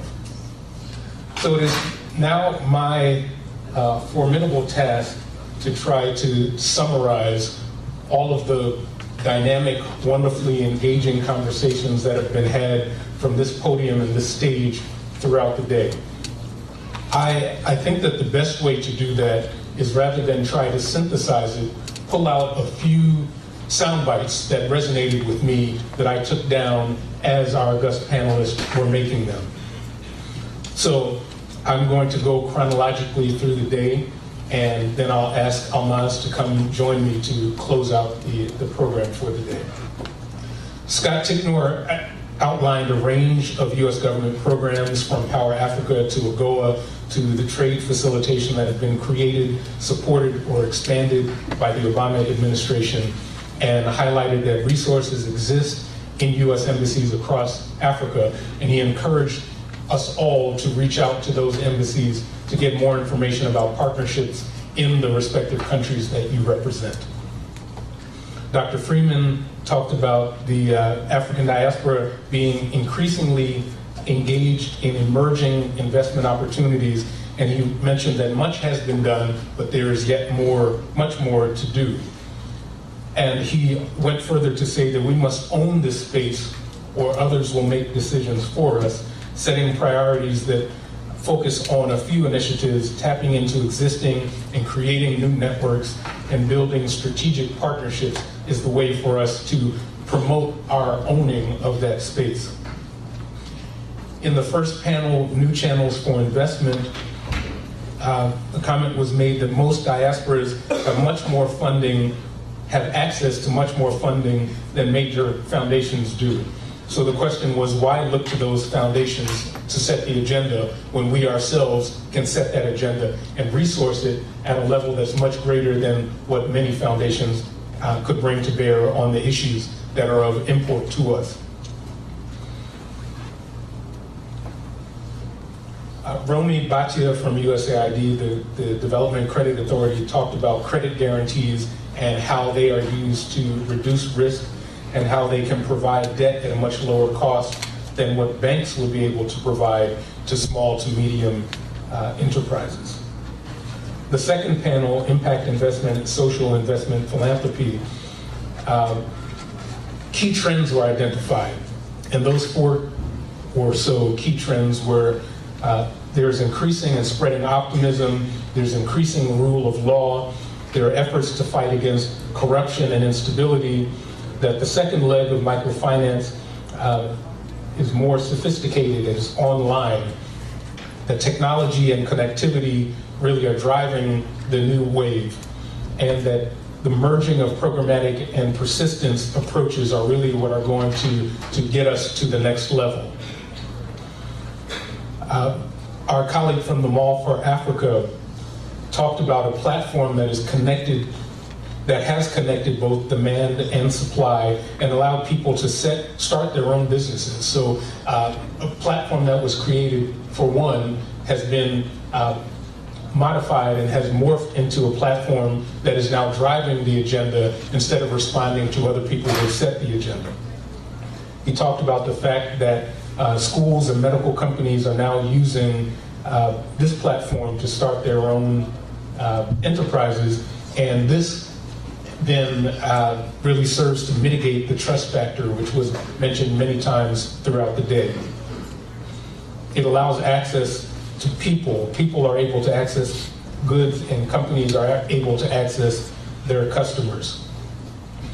On the third panel, the role of diaspora as intermediaries, catalysts, and investors, one of the points that was made several times that I know that it particularly resonated with me, as I'm sure it did across the room, that the challenges that are being ascribed to doing business in Africa are not unique to Africa. These are challenges that exist no matter what developing country you're working in. There was one panelist, I forget who made the point why are U.S. government agencies in particular steering away from certain markets when we are doing business in places like Afghanistan and Pakistan. So that was a point that resonated with me. Another point that Hugh Malotzi made was how we tell the story of failure is very important, that we tell it in a way that allows us to be forward moving. We must change the narrative to learning, change the narrative so that it focuses on learning and not over-invest in untested hypotheses. Deborah Holmes talked about the impact of the downsizing in journalism staffs means that there's no one to cover the stories other than very generally talking about those that focus on conflict and famine and other negative narratives. She also went further to mention that good decisions are based on data and that education allows access to tech and access to capital. All of these are priorities, and that we must focus on opportunity and tell the story not just about what is missing so that we can control our own narrative. Dr. Riddle talked about the dark side of foreign direct investment and how it is inefficient at times and how it could crowd out local investment opportunities and markets. She also talked about how people have a range of investment motivations, from financial to emotional to social status and political. The fourth panel, Public and Private Opportunity and the Role of Renewable and Off-Grid Electrification, focused on lack of access to power as an inhibitor to growth. And this is true across industries, and highlighted President Obama's Power Africa initiative that is seeking to improve the investment climate, regulatory climate, and other climates that would be favorable for increasing access to opportunity. The fifth panel, Lessons from Other Diaspora, focused on needing to create clear definition of duties and roles, especially in partnerships, and how that is really paramount to a successful partnership. Also went further to talk about mentorship being key. And our colleague mentioned, if you ask for money, you get advice. If you ask for advice, you get money twice. I think I did that correct. Yeah. Hopefully so. Jitendra Singh talked about setting a big vision and focusing on self-sufficiency so that we can then go to scale. And Fernando Sepulveda talked about working from the problem backwards, not from your idea forward, as the advice that he would provide. Rebecca, in her keynote address, talked about, and this is a paraphrase, a closed door just means that you have to keep on knocking, and the persistence is key to finding your connection to opportunity. And this last panel, which was renamed the Show Me the Money panel, talked about many things. Two key points were all of the new jobs that must be created to meet the sustainability development goals cannot be created by existing companies. So it is up to all of us to help to create and promote and scale the enterprises that will be required in order to help create the level of jobs that will be needed for sustainability. One of the other points that was really paramount for me was that VCs must be educated about what is really happening on the world. They will otherwise just see what is going on through the limited media that was highlighted earlier. I know that there is no way that I could have captured all of the important points that were made. I hope that this does a fair job of summarizing some of the key points. And at this point, we'll ask Almaz to come and share some additional thoughts. I want to thank you for the privilege of being your moderator throughout the day. Hopefully I did an okay job. I don't have too many people who are angry at me and cutting folks off. It is really my privilege to interact with all of you today, and I hope that you will remain in touch and let me know how USAID can be a better partner in promoting diaspora initiatives to their success. Thank you so much. Thank you. Thank you, Nicholas. This is great. So give us 15 minutes because I have 15 minutes, although we may go 20 minutes because some of them are going to speak. You do not want to leave. Good. So now it's my forum and we're going to do something very, very important. Because whenever we have a symposium, a conference, anything that I had the privilege to be a part of, there is always a pre-symposium work that I do in everything that I do. So I'm going to call a few people with whom I have been conspiring, working, or driving them nuts to come to the podium, and they know who they are. The first one is my champion, Dr. Ade Freeman. Can you please come, and you will have a few minutes. Oh, Nicholas, you're going to help me to stop us at certain 10 minutes. Yes, and Dr. Kanyoro.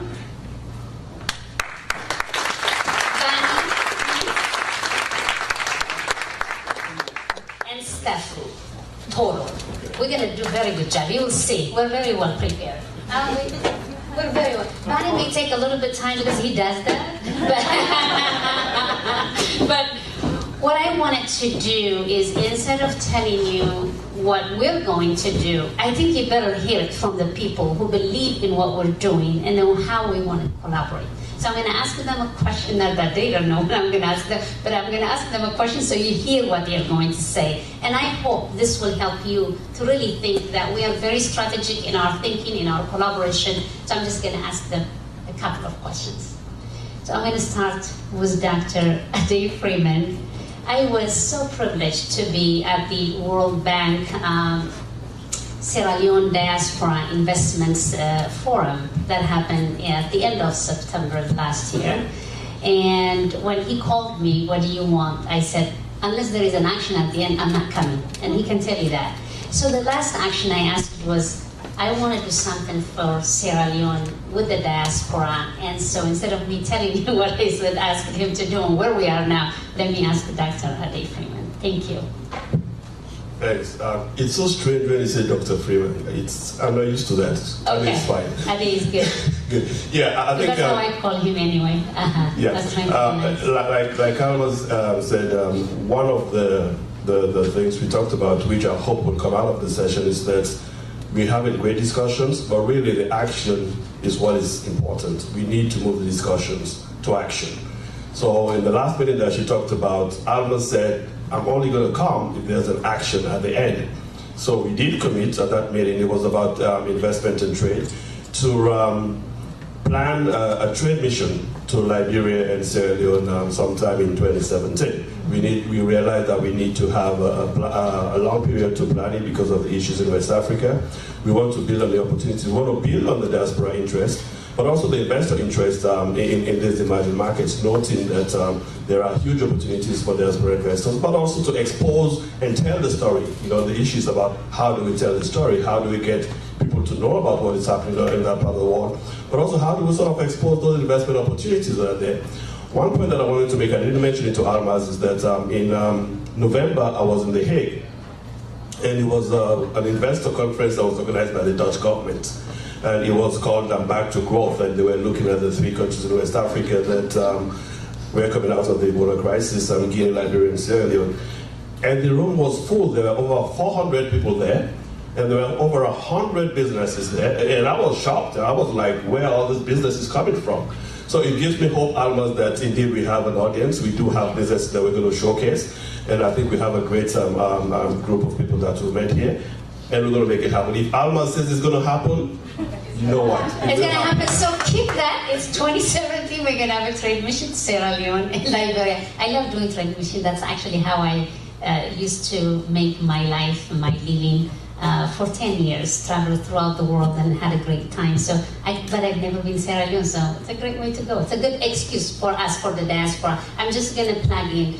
One of the things I've been advocating for many years is when we go to our own country, we go as an American, we get the same privilege. We must. Otherwise, when we go, if you happen to go as a diaspora, then it becomes a big problem. So that's what we're trying to test with this model. Great.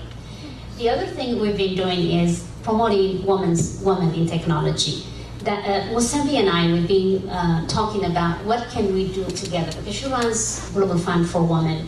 And then we've been working with the International Institute of Education to every year to host and support women in technology. So I'm just going to have her tell us 1 minute, 2 minutes, what your plan is and how can we help. Great, thank you. Thinking of Africa in terms of women's involvement, both in inventing, using smarter, and actually making it accessible to places, making technology accessible to places where it's most needed, is going to be our focus. So we've set up a technology fund, and we're going to go out and ask people to invest in this fund so that we can be able to get the funds in the way we know best, in the way that we've done it in 30 years, to those groups that are entrepreneurs, because we've always been, as the Global Fund, funding people who are getting a funding for the first time, funding people who have difficulties getting the money, and funding women who are expressing the leadership in the new ideas. So the technology fund is what we've actually put together as the Global Fund to take us to the next generation of helping to prepare the next generation of women in technology. But with Almas, we are thinking of continuing to convene the African women in technology. We've done that before, and we are going to do that again. And then again, using my own frame of the Global Fund, in the last year, we worked with the Akira Chicks, those who come from the Nairobi, you know the Akira Chicks. And we also worked with the platform that was developed for the human rights, because we know that if you're going to make some difference, or Shahidi, we worked with the inventors of Shahidi, because we see those kind of platforms as platforms which help to create an environment where investors like to be. So that is the next one that we intend to be able to do. But women in technology, and specifically African women in technology, is going to be the focus. Bunny and I, we worked on an amazing meeting we had. Was it October? November? I think November, yes. November. We had a meeting at Stanford University at Change Labs. He's going to tell you a little bit what it was. We had a very good number of people attending, so let me have you do that in a couple of minutes. Sorry. Okay. So this is a little bit of a background and also heads up a pitch. So we've been working with our partners in Resilient Africa Network, and our role has been taking an innovation methodology that has the capability of dealing with scale, complexity and resilience issues, and imparting that capacity and making it scalable, highly replicable. And in doing so, we have learned certain things that give us tremendous hope, but we've also identified certain gaps that unless we fill, the ability to actually move the needle on really critical issues is somewhat stymied. So we decided that instead of having it being a piecemeal operation where we could go off and do it in Uganda or Kenya or some such thing, what we need is a new model, and it might start off with an instance, but what is the model that takes into account some of the structural and small but the kind of impediments that add up to being showstoppers, and can you attack them in a way and create value for all the diverse partners who are there, but somehow there's an impedance mismatch. So we came up, this is an idea in the making for over a year. It's called Change Labs Africa, and we are partnering with the Resilient Africa Network and ADN. And so we are working on the idea together, and this workshop identified some very, very clear gaps, such as the ability to attract top-tier talent and passion, and then attract them towards the problems that really need to be solved, and the ones where the market opportunities are really there, that combination. Number two, being able to impart the capacity in them in order to be investment ready and vetted, so that by the time they stand in front of an investor, the hit rate is very, very high. On the other side, create a funnel of funding of various sorts, so that the combination of the funding actually support each other, but also in a way such that the bridging functions and the brokering functions are greatly lubricated. And lastly, a whole lot of failure modes were identified which seemingly are small, but involve just catching a few things, such as being able to figure out how to get past the first stages of creating a business and the back end and the legal aspects and so on, and taking that off of the hands of entrepreneurs who already have a whole lot to do. So we are essentially trying to create this model in a way where it can then be replicated and so on. It's called Change Labs Africa. We already have a partnership that we have some promissory support from Hub SV, which is very, very exciting, and they're in partnership with another foundation called Intercultural Foundation. I don't know if you've known about them, and so what we really need, the ask is, we need funding interest, we need the right kind of coaching interest, and we need your advice on failure modes that we can design processes around. Thank you. Thank you. Steph, you're the last one before we get out. But can you please just give us a little time? Please be patient. We have some really good things to say to you. So, yes, thank you. So I'm Steph, the Executive Director of One World Children's Fund. I appreciated very much the name change to Show Me the Money. That's really what One World is about. In terms of investment, we're in the philanthropic sector, and I'd say we invest in human capital. I think something that really needs to be focused on is investing in the children and youth. And we believe in connecting money to amazing communities, African-led, diaspora-led organizations that are investing in children and youth across the sector. Worldwide, we've raised and sent more than $7 million, and we would like to launch a grassroots accelerator fund in partnership with ADN that facilitates getting more money into the hands of effective community leaders and social entrepreneurs across the continent of Africa. And so you could, I would say, our pitch is, if you know or are an amazing social entrepreneur or community leader, contact us. Or if you're interested in meeting some of these amazing people and funding and investing in them, contact us.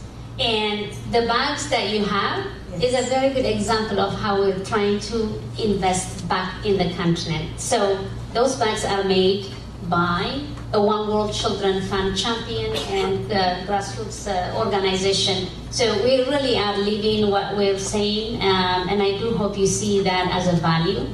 And 100% of all the money that's raised goes entirely directly to the community organisation. One World Children's Fund does not take a penny in service fees.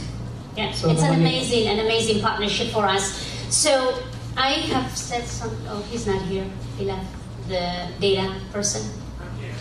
Oh, can you just say something while you're there? Just say that the data thing. I know. I'm sorry. With too many people, say it. I'm just. was going to say that we're looking to partner with EDN to launch African Diaspora. Can't hear. Come on. Sorry. Give us a few minutes, because I think he has such an amazing platform that he's created. And one area where I thought it would be great for us to be a partner is the indexing. We don't even know what we do, who's doing what in Africa, and that was something that I was very interested in. So the idea is to partner with EDN. That's How about this one? Hello? Okay. Yes, so the idea is, so first of all, my name is Yannick Lefin. I'm the founder and CEO of Soko Insight. We basically do their collection and analytics from Africa, and we wanted to partner with ADN to launch an African Diaspora Index, which could capture the local perceptions on diaspora investments and business impact in the places where we collect information now. So we're thinking by the end of the year, we should be able to do that, and it's something that we can share and track amongst each other to see how actually people feel on the ground about what we are doing. Yeah, I think it's please get to know him. I think what he's trying to do is exactly what the problem is with Africa, because one of our greatest challenges is what? Data. We really don't know who we are, what we do. Even here in the Bay Area, people ask me, do you have data? I would love to do that. In fact, Chike and I have just reached out to a local foundation to give us the funding that we need to really find out even who we are, what we do, what kind of economic power do we have in the community. Then that could be very, very important for us to do amazing things for our community, where we live, and then for the continents that we want to make a part of. I'm going to say thank you, and then I'm going to ask Chike to close it out, because I think he's the most poetic person, but there's something that he needs to read from Congressman Handa that you need to read. But let me just first say this. I want to thank you everybody for being here. The last 2 days, if they're indication of our need and our longing to be together, I think you have showed me every single minute that we spent as a group to really to figure this out, to curate this 2 days. I had no expectation except this. And so I'm so grateful, and I hope you continue to do that. There are a couple of things that are going to come your way. We need you to actually, we're going to send a survey. We need you to answer the survey questions, because we want to know what we did good, what we didn't well, and what can we do for 2017, because this Addis is not going to stop. It's going to go on and on and on until you get tired of it, or we can come up with a different name. But we are going to do it 2017, and we need to get your honest opinion, because it's very helpful to know what we've done good and didn't work out, and then we can always improve. Please get involved. If you're not involved, if you're not present, I cannot do this, nor can you. I think we need each other, and that's why you're here, and the energy has been beyond my imagination. I'm still not tired, but when I go home, I'm going to crush. But until I go home, I'm going to talk. I really believe in intellectual gift. You can give us your brain. And one thing that we need, and I really need this so badly, is that we definitely need to have a new strategic plan. That strategic plan, I have no idea what it's going to look like, but definitely we need your help. We need a web person. For 5 years, we've had a web support at no cost. And he has never been to Africa. He just wanted to help. And you don't have to be this or that. If you can, just help us. We definitely need you to be present when we ask for a convening. We are going to have a postpartum, which is not always a fun thing, but it's fun. We're going to eat and talk at some point. So I'm going to send out an invitation, whoever is around, to come and join us. It's going to come sometime in March. We'd really like to have a discussion about what are we going to do moving forward, because a volunteer thing is great, but it's not sustainable. The business mind of mine says, no, we need to be funded, and we will be funded because we do provide some value. This is value in itself. So I really hope you value what we've done and you support us. But I also want to thank the people who provide us the food, who have been so great at this hotel. I've never been in a hotel that is so wonderful, great, gracious people. I have no idea where they are, but I want to say, let's please give them a hand, because these are,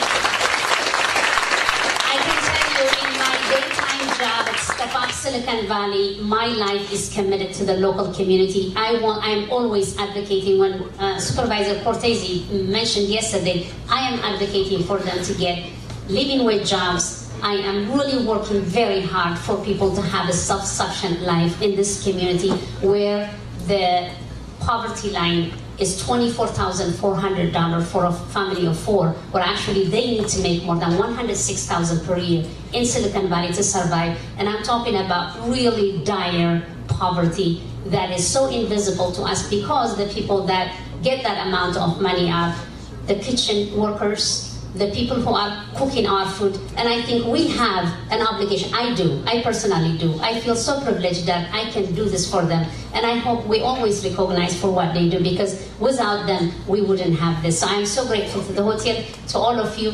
Thank you so much, and I am absolutely full. Thank you. All right, Amaz is a tough act to follow. Let's give a round of applause, please.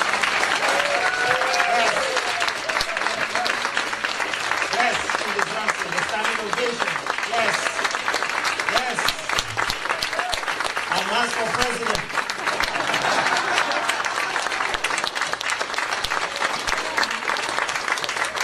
All right, good. All right, so this will just take basically, I don't know, a minute or two. Amaz, said I'm poetic. I'm not sure why she would say that, but having said that, I started thinking, okay, which poem should I read or say or recite? But just a very short thing that Kwesi Bru wrote once upon a time. He said, "We have come to the crossroads, and I must either leave or come with you. But in the darkness of my doubts, you lifted the lamp of love, and I saw in your face the road that I should take."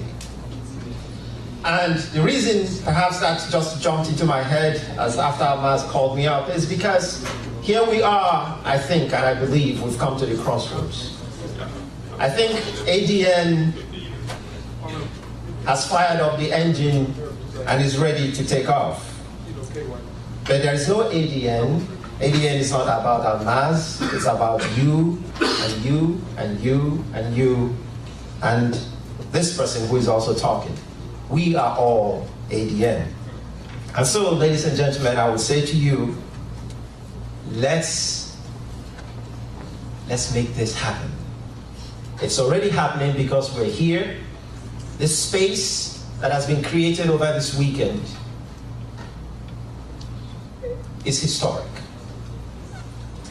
Our children and our children's children, I pray will remember this day. Because when our story gets told, the question will not be so much the dollars and the cents. It will be what memories did we leave for our children. And so, Africa's story is in our hands. And the young man that spoke from the media talked about that we have to. The panelists have been talking about the narrative of Africa. And we all know what that is. We are the real custodians of Africa's story. So when we march out through those doors, let's tell those stories. But empower the storytellers, those that know and have the craft and the skills. I look throughout this room and I say to myself, gosh, how many episodes of television can I produce with each and every one of your stories? And if we can collectively get your stories from you and put them out there, I don't think we'll come back tomorrow and start wondering what Africa's narrative is. When people perceive you as co-equals and stop seeing us from the Tarzan or National Geographic viewpoint, then they want to do business with you. Then they want to sit at the table with you. But until they see you as more than just somebody that's jumping from tree to tree, they may give you money, but they will give it to you out of pity. Africa is not on the rise. Africa has always been there. And so,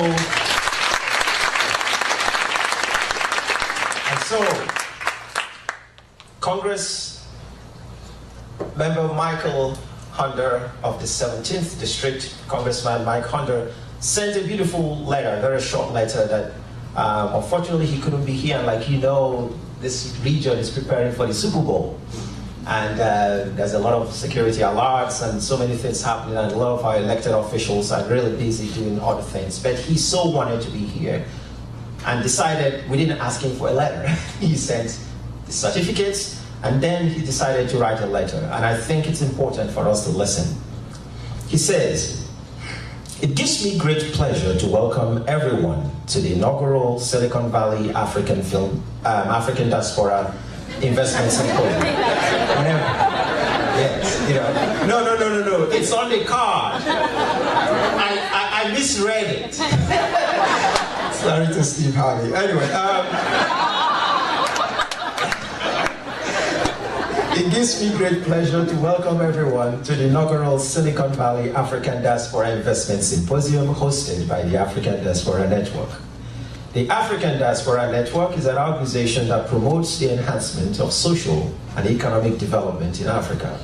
Through direct collaboration with investors, entrepreneurs, philanthropists, volunteers, and donors, ADN provides a platform in which the intellectual capacity of Africans and friends of Africa can be harnessed to promote awareness, community, and development. Today's event focuses on programs that offer greater opportunities for entrepreneurs and investors to contribute to Africa's development. The Symposium provides an opportunity